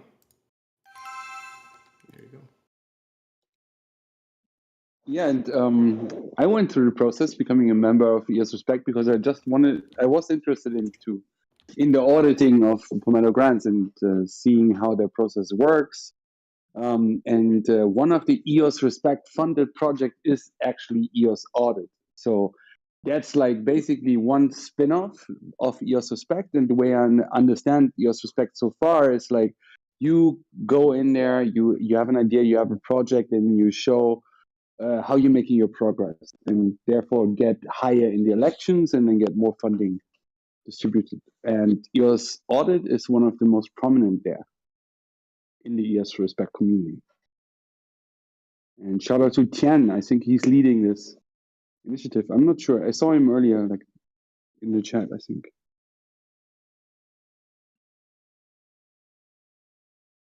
There you go. Thanks for sharing your perspective on that, Martin. Yes. Gavin, let's go. Let's talk SOV Invaders. Awesome, man. Thank you. I appreciate it. Hopefully my son's occupied enough right now to give us a little bit of a quiet time. But I'll kind of go into a little bit of the game, and then I'll let you guys ask any questions if you'd like when I'm done. But it's pretty cool. It's definitely not just a simple, straightforward game. It's a real-time strategy, but it's more kind of like chess, I would say. Even though chess is turn-based, this is real-time, so it's not turn-based. But everything's done kind of like one tile at a time. Like you move your unit one block, you move it one block. You could move it more than that, but obviously you'd need a transaction for every move, so you'd have to do some type of script. But what's really cool about it is there's some things that are really innovative about this game that I don't think that we've actually seen anywhere else. For one, just having a real-time strategy on chain is pretty darn cool. But what else is really cool about this is it uses NFTs for almost everything. Almost all the in-game assets, the buildings, the unit types, everything are NFTs. And what makes this even cooler is we decided to take this next level, and we basically made every single NFT type its own relay. So it's every single one of them has its own Bancor relay. It's a lot like if you would compare it to RAM. So all of them are going to start, all the NFT types are going to start at a certain price, and then they can never go below that. And there's always going to be liquidity in the contract. So anytime that an NFT is minted, the game, SOV stays in the contract unless somebody sells the NFT back to the market maker, or if they have it in game and somebody else destroys their building or their unit, i.e. their NFT, basically on the back end is what happens is the NFT gets sold to the automated market maker, and the SOV proceeds go to the person who destroyed the NFT. So that's pretty cool. So it's a play to win sort of situation. You go around, you build units, and then you attack other stuff. And if you successfully destroy something, then you get the value of that NFT. And what's really interesting about all the different NFTs having their own relay is they're all going to be dynamically priced. So every single different thing, say you have like 4 species, so you have tanks for all the species, but each species tank is different. So the human tanks are going to be their own market. The Reptos tanks are going to be their own market. The gray tanks are going to be their own market. So with those fluctuations, you're going to see interesting game theory on what should be attacked to make the most money, to be the most profitable. Also, another thing that's really interesting about the game is you can earn passive income with it as well by building collectors. And the collectors basically sit back and generate SVX, another token that we made for our DEX. It's a utility token. So that's pretty cool. So you can just basically build collectors and towers and stuff and just try to protect stuff and kick back and earn SVX, and then also earn anything whenever your towers destroy another player's unit if they're trying to attack you. You could just like go to sleep, wake up, and have a bunch more SOV. Your base could get wiped out, and you could actually be profitable if your defense units take everything out in the meantime. So that's pretty cool too. And then we have another thing that's interesting. Basically, we have a couple different bot prevention measures, because anything like this, you're obviously going to have to worry about bots. This is a persistent game, so it's not like a death match or anything. It's persistent. It's constant. It's its own little universe. It doesn't turn off and turn on. It just stays. That's pretty cool about that. But yeah, it's a lot of interesting concepts that I don't think have been completely done. Oh, I'm sorry. Back to one of the bot prevention things that we do. So one of the things that we did to prevent bots is there's like a small fuel fee. We have it kind of built into the lore. Like if you move your units, normally you'd have to pay some gas or something, or you'd have to fuel up your truck. So we have people paying a little bit of SOV to move their units, to attack, to do those kind of things. But anything that the game generates as far as those SOV fees that are paid, we don't keep that. That doesn't go into our pockets or anything like that. That's actually all burned, and it's whenever you mine SVX, you burn SOV, but all that SOV that's used for the actions then burned to mine SVX that's also distributed to the owners of the collectors that build the collectors and stuff. So there's some interesting concepts in the game, but I could probably go on a lot more. There's a lot of stuff going on with it, but I would be very open to answer any questions that anybody has. I mean, that sounds amazing. Kind of all of the things that I enjoy in gaming and blockchain kind of all wrapped together. Definitely have my attention. I'm a big fan of real-time strategy games, StarCraft, Warcraft, Age of Empires, all that stuff. Yeah, we definitely got a lot of our inspiration from classic real-time strategy games. The one thing that I want everybody to know right now, just to kind of keep expectations in line correctly, is we don't have it in like a gaming engine yet. So it's all pure JavaScript, HTML5, CSS, and everything is like one tile at a time. So it's not going to have animations and everything like that. So you got to keep that in mind.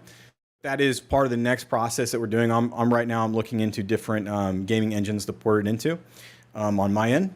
But this is all open source. Everything is completely open source. The contracts are all up and available. We haven't raised any funds for this or anything. It's just a complete gift to the community. So yeah, I hope everybody likes it. I hope everybody has fun. But I think somebody asked about the UI. The UI is pure JavaScript, HTML5, CSS right now. No frameworks. And so you said it's a persistent game. I wasn't actually aware of that. I kind of started looking into this this week a bit. So does that mean everyone plays on the same map? Yes, everyone plays on the same map, and the game never shuts off. Wow, I've definitely got to build up my base there. Sure. It's pretty cool, man. And one thing that you might see us do in the future, you might see us put up some Pomelo grants for this, because for one, it's all open source. Anybody can use this. There's a lot of logic and code that can be very, very useful. But for another, anytime that we expand the game universe, we have to pay RAM. So there's a pretty solid. I'm sorry, my son's in the background. Gabriel, no. There's a pretty solid cost. There's a cost when it comes to expanding the game. So the more people that play, the more that we're going to have to pay to expand the game map, and that's basically RAM. So you'll probably see us putting some Pomelos. We'll reference the open source contracts, but most likely any of the funds that we raise for this would be used for expanding the game, and maybe even if we got overwhelming support, I could see us possibly maybe putting it in a different engine or something like that through that. But yeah, man, it's pretty cool. I got a trailer going out, a premiere at 5 p.m. Somebody can share the link to that again. Kind of hands are a little bit full. Yeah, I'm gonna try to actually watch it live with everyone. I'm gonna share my screen. Okay, I want to get expectations in line on this as well, because the trailer doesn't have any gameplay in it. It's a lore trailer. So we built the lore and everything for this game. So there's like a complicated universe history for all the different races and the backstory and everything. So what I went ahead and I made a video with the main lore story. It's like 7 minutes long, guys. So sorry if it's a little bit too much, but it's a video. It's narrated. It's got like vocoder effects and all sorts of cool stuff. And it's neat. I think it'll be entertaining, and then it'll also explain the lore of the universe and why things are the way they are, why we're using SOV, why SVX is in the game, and all that kind of stuff. But very cool. I think it's fun. I think that game, I don't think there's really anything like this on other blockchains. Nothing that has like the NFTs, built-in liquidity to avoid rug pulls, to have a real-time strategy with a persistent game like this on blockchain. I mean, you definitely need EOS or a very performant blockchain to do that. But what I see for this as well is I see a lot of potential for this getting other people to use EOS, because it's a fun game. People could potentially make money playing it. And it's definitely something that would be fun to introduce people to EOS with. And I think it has a chance to help grow the community. But yeah. And just to let you guys know, we're probably going to be launching it officially in about 3 weeks is the official launch. Right now, I mean, it's on the mainnet. It's live. You could technically find the contract and go out there and play it. But I wouldn't recommend you guys do that, because we're still tweaking some of the in-game mechanics. Also, everything is going to be wiped before we officially launch it, and all the units cost SOV now. So you're going to be, you're likely going to lose your SOV or the money that you spend to play the game if you play it now. Just to keep that in mind. Can we please have the link that we're not supposed to try out right now? Yeah, sure. I get. Lewis has Hold been on. asking for it about once every 3 seconds since we started talking. Let me pull it up. I have my own internal version up right now. I got to find the GitHub one. There we go. All right, let me share it. Awesome. Yeah, sounds very very interesting. Like I said, kind of hits all of the things that I'm interested in terms of gaming and blockchain, just all smashed together. Yeah, looking forward to getting in there. I'll donate some SOV or whatever I need to kind of build some, try out the game in this beta phase, and even if it gets wiped or if there's bugs or whatever, I won't be sad. And join our Telegram group. I'm sure you're already in there, but if you do happen to find any bugs or any issues, just let us know.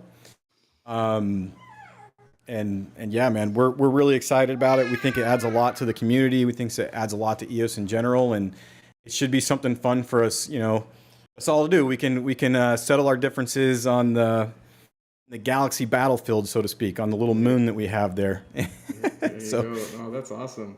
So the link is sovspacegame.github.io for those of you out there who want to go try it out. Why is it called the FTX Arena? LOL. Well, you can name you can give all your NFTs your own nicknames that you want. So if you want to name it like NFT Arena, or before we had to wipe it a couple times while we were playing, but we had some pretty wild names on it before. I'm kind of glad none of those are on there right now. But yeah, man, you're pretty open to name your NFTs whatever you want, man. It's your awesome. NFT, it's your property. So if you want to name it crazy stuff, that's on you. Awesome. Oh, that's great. That's great. Thanks for coming online and sharing. Thanks for having me, guys. With us. Looking forward for you to come back when you officially launch the game in a couple of weeks. And as for the trailer, to be honest, I didn't realize it was a 7-minute lore trailer. Maybe we won't watch it just now in the middle of the Fireside, but I'm definitely going to watch it at the end of the Fireside. So when we wrap up the Fireside here, we'll wrap it up with a watch party for those who want to stay for that. Talking about games on EOS and Gamefi coming up in the world of EOS, world of blockchain in general, seeing more and more posts about Gamefi. Polygon, I think, recently announced that they're kind of pivoting to be focused on Gamefi, etc. So it definitely feels like the space is heating up. Great to see new games launching on EOS like SOV Invaders. There's also, of course, Upland, one of the most popular blockchain games in all of the universe, runs on EOS. And to be honest, I went on their blog page recently, and they're pumping out events every single week. It's a really active community. They're doing really great stuff. So I figured I'd give them a quick shout out here on the Fireside. For example, Genesis Week early bird sale for Las Vegas? No, I'm not sure. No, I'm not even sure. For the Las Vegas conference, there you go, which starts later this year. Anyways, check out the details here. I'm going to share a couple articles if you want to go check out some of the Upland activities that are going on this week. There's a fundraise for the earthquake relief in Turkey and Syria. What they do is they create new block explorers that are only purchasable during this time, and all the funds go to charity, so that's great. And then there's also the February Spark Week, which, from what I understand, allows you to just earn more rewards during these bonus weeks. So lots going on Upland. Good to see a vibrant GameFi ecosystem, growing on the EOS.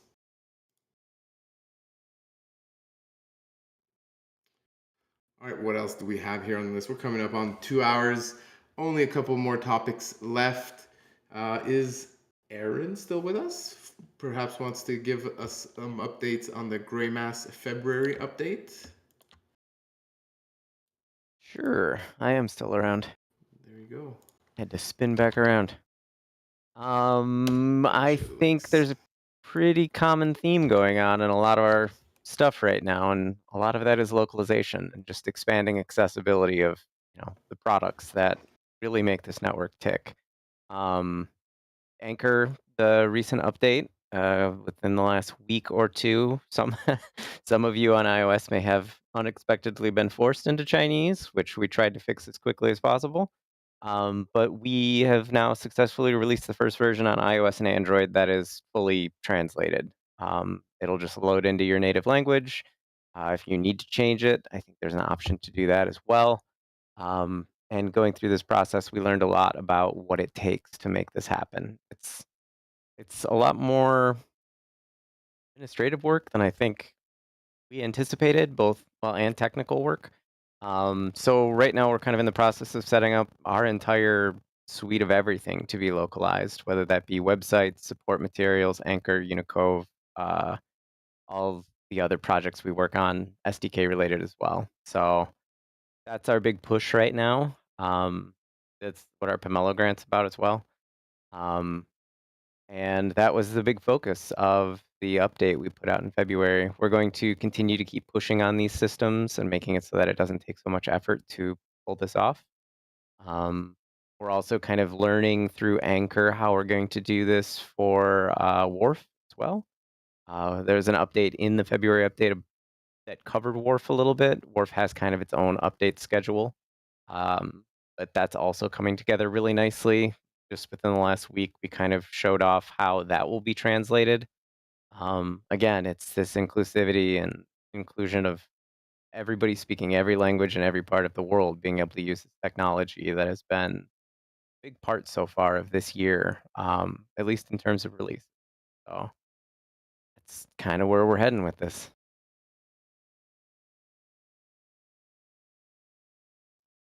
All right, awesome. Thanks for sharing that update with us. I know the Asian community's been looking forward to some localized language options for them on Anchor. Great to hear that it's finally here. It's going to be top to bottom when apps start integrating Wharf and like do wallet integrations as well, which will be a pretty good experience, we think. So, you know, every app you use will be in that language, so long as like the actual app itself also supports that. So, like if we get Pomelo translated and Pomelo uses Wharf, and then they have Anchor with localization, like you could have a full end-to-end multilingual experience in your native language. Beautiful. Yeah, I was thinking about that as I was reading your grant application. I'm really excited for that. Yeah, Pomelo is already translated into, it's offered in English, Chinese, and Korean. And wallets are always a challenge there. And we're happy to see, with Anchor, we'll hopefully get more and more of the broader community using Anchor in their native languages. That's awesome. I really should have known that because I just submitted that not too long ago, and there was the Korean and the Chinese fields. Yeah, we do everything in all those languages. We understand the there's extra effort in doing all that localization, but we think it's worth it. We've been doing that since season 1. Especially in this EOS community we have here is huge international community, people all over the world. And cool to see that you got Spanish lined up there on the list too. That's probably going to be the next one we have to consider adding support for. Definitely. As a community, we should all try to coordinate languages as well, just so that way we stay, we can create that cohesive user experience. I don't know how, but the idealist in me thinks that'd be great.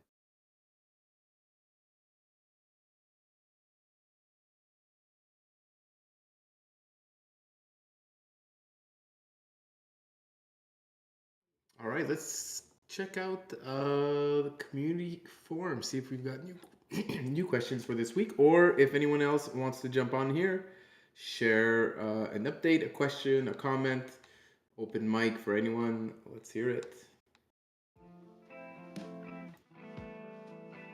Yeah, I'll jump in real quick. This is Jesse with the Bees. Hey, everyone. Hey, and thanks for joining. Thanks, Steph, for the mention in the beginning of the call. I just wanted to take a brief moment to share a great milestone for EOS on the social media side of things. So we look at two types of metrics. One is social mentions, and one is called social engagements. And this is from Lunar Crush, which is the leading tool to track social mentions on Twitter. And so social mentions are unique hashtag EOS. So a tweet, a quote retweet, a comment, those are social mentions. Social engagements are social mentions plus all of the retweets. And we had a great milestone today that we reached a 2-year all-time high for social mentions. And this is 4.2 thousand mentions. And last week was pretty much tied for all-time high for social engagements at 16.23 million. And obviously there's a lot of activity. There's a lot of great stuff going on. EVM is people are very, very excited about it, obviously. But just to give you a little relative comparison, Bitcoin for social mentions, their local all-time high is 500,000, and so 4,000, 500,000. So we got a long way to go. But I'm excited to share in my pitch this data that we're seeing in terms of possible correlations between market cap and social sentiment stats. This was something, I didn't write a blue paper before starting the bees. It was just kind of a gut feeling that this was the case. And over time, we have, the more time that goes by, the more data we gather. We've got around 15 months of data, and we're officially tracking 7 different cryptocurrencies now. And over time, both quantitative and on the qualitative side, we're seeing that the initial gut feeling is becoming more correct over time. And it's still a correlation. Whenever you're talking about market cap or digital asset price movement, it's there's a infinite amount of factors that go into that. But great milestone for EOS today, and well, really this week, since there's been a lot of great tweeting about the EVM. So congratulations, everyone. We'll be here for all of the great stuff of EOS to amplify it. And by the way, just the social mentions, it's great to kind of see that, because this is kind of correlated with the comments that we've been doing. And so our comment system, it's been difficult. We're still kind of running through the kinks here, but it is growing, and this is reflected in the statistics. So thanks, everyone. Congratulations to the Pomelo team for launching today, and of course the ENF, and yeah, just looking forward to continuing to see all the other great stuff coming out there.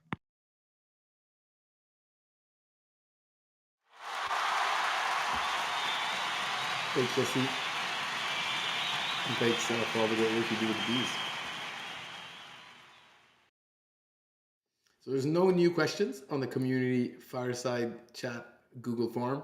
If you're out there, if you're listening to this on the replay and you want to submit a question, but you can't join us live, you can do that through that Google form, which you can find the link on our socials, in the comments below the video, etc. So definitely get out there, share your questions, comments, a topic you want us to talk about.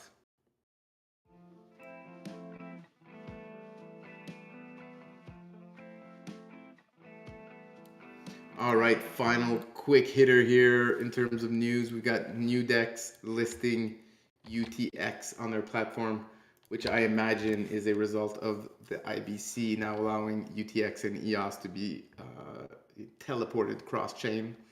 So that's always nice to see. Good to see Newdex. Some updates from Newdex. And yeah, if anyone else has anything else they want to share, jump on in. And if not, I think we're gonna take a look at the SOV Invaders trailer in just a bit.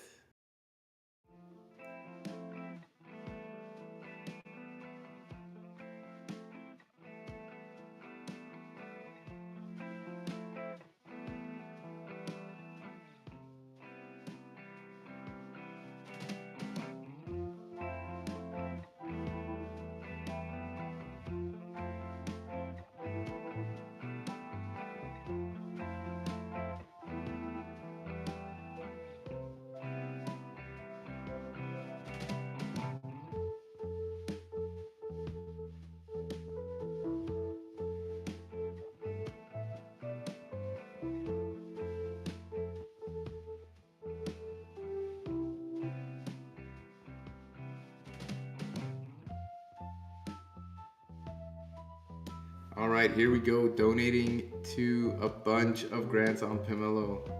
Doing my first round of donations. Hey Steph, can I just invite everyone to a Telegram group now? Yes, yes. Yeah, so we're testing the card game and the fortune game, and if you guys want to join us and help us test, see how the wallet works, I'm gonna put the link on the chat, and come join us. That's it. Yeah, I've been impressed at how fast the response is from this bot, which I assume is monitoring the EOS EVM test network, and then updating us on the results of the game, people joining, etc., the balances, the swaps we can do directly from Telegram. I am impressed, sir. Good job. Oh yeah, thank you. That's one of the really cool things is how fast you can send coins and how fast you can do swaps. It takes 1 second, so it's really lightning fast. We could never do something like that with Ethereum. So join us.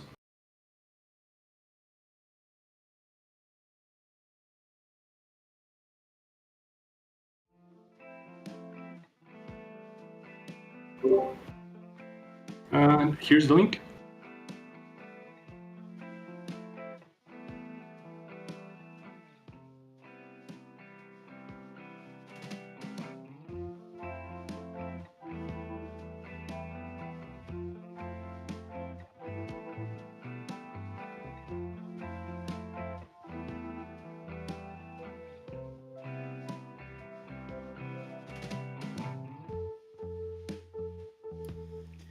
All right, let me see here if I can pull up the SOV Invaders trailer and get that going on the shared screen here. Give me just a moment, guys.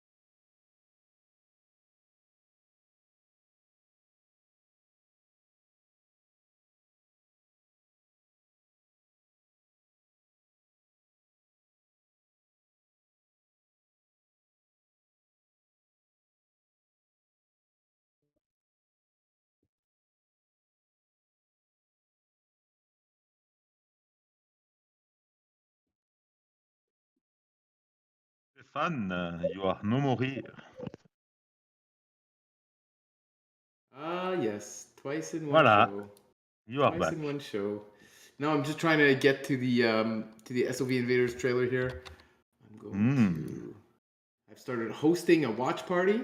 I don't know if you guys can join that right away. Looks like it's working. There we go. Playing.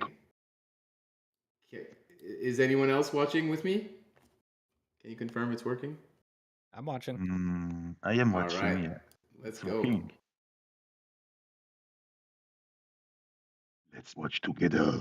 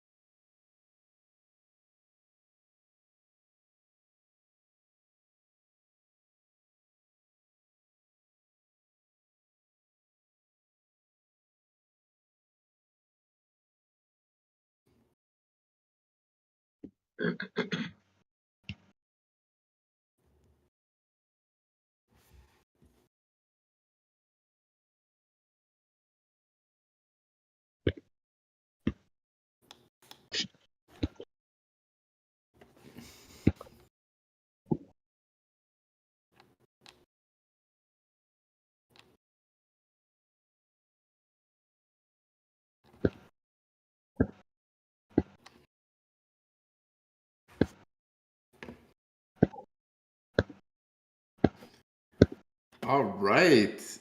Very cool. SOV Invaders origin story video. SOV Invaders real-time strategy play to win game coming to an official launch on EOS soon. That was awesome. Hopefully I got some time tonight, get on there and build my base. That was great. Shout out to the team at SOV for doing this cool video and building this great game. Yeah, very cool. All right, we're gonna wrap it up there, everyone. Thanks for joining today. Hope you have a good day. Hope you have a good week. We'll be back next week, of course, with some more exciting EOS updates. And until then, 1, 2, 3, go EOS! Oh, EOS. Yes, baby. Yeah, baby, yeah. Absolutely.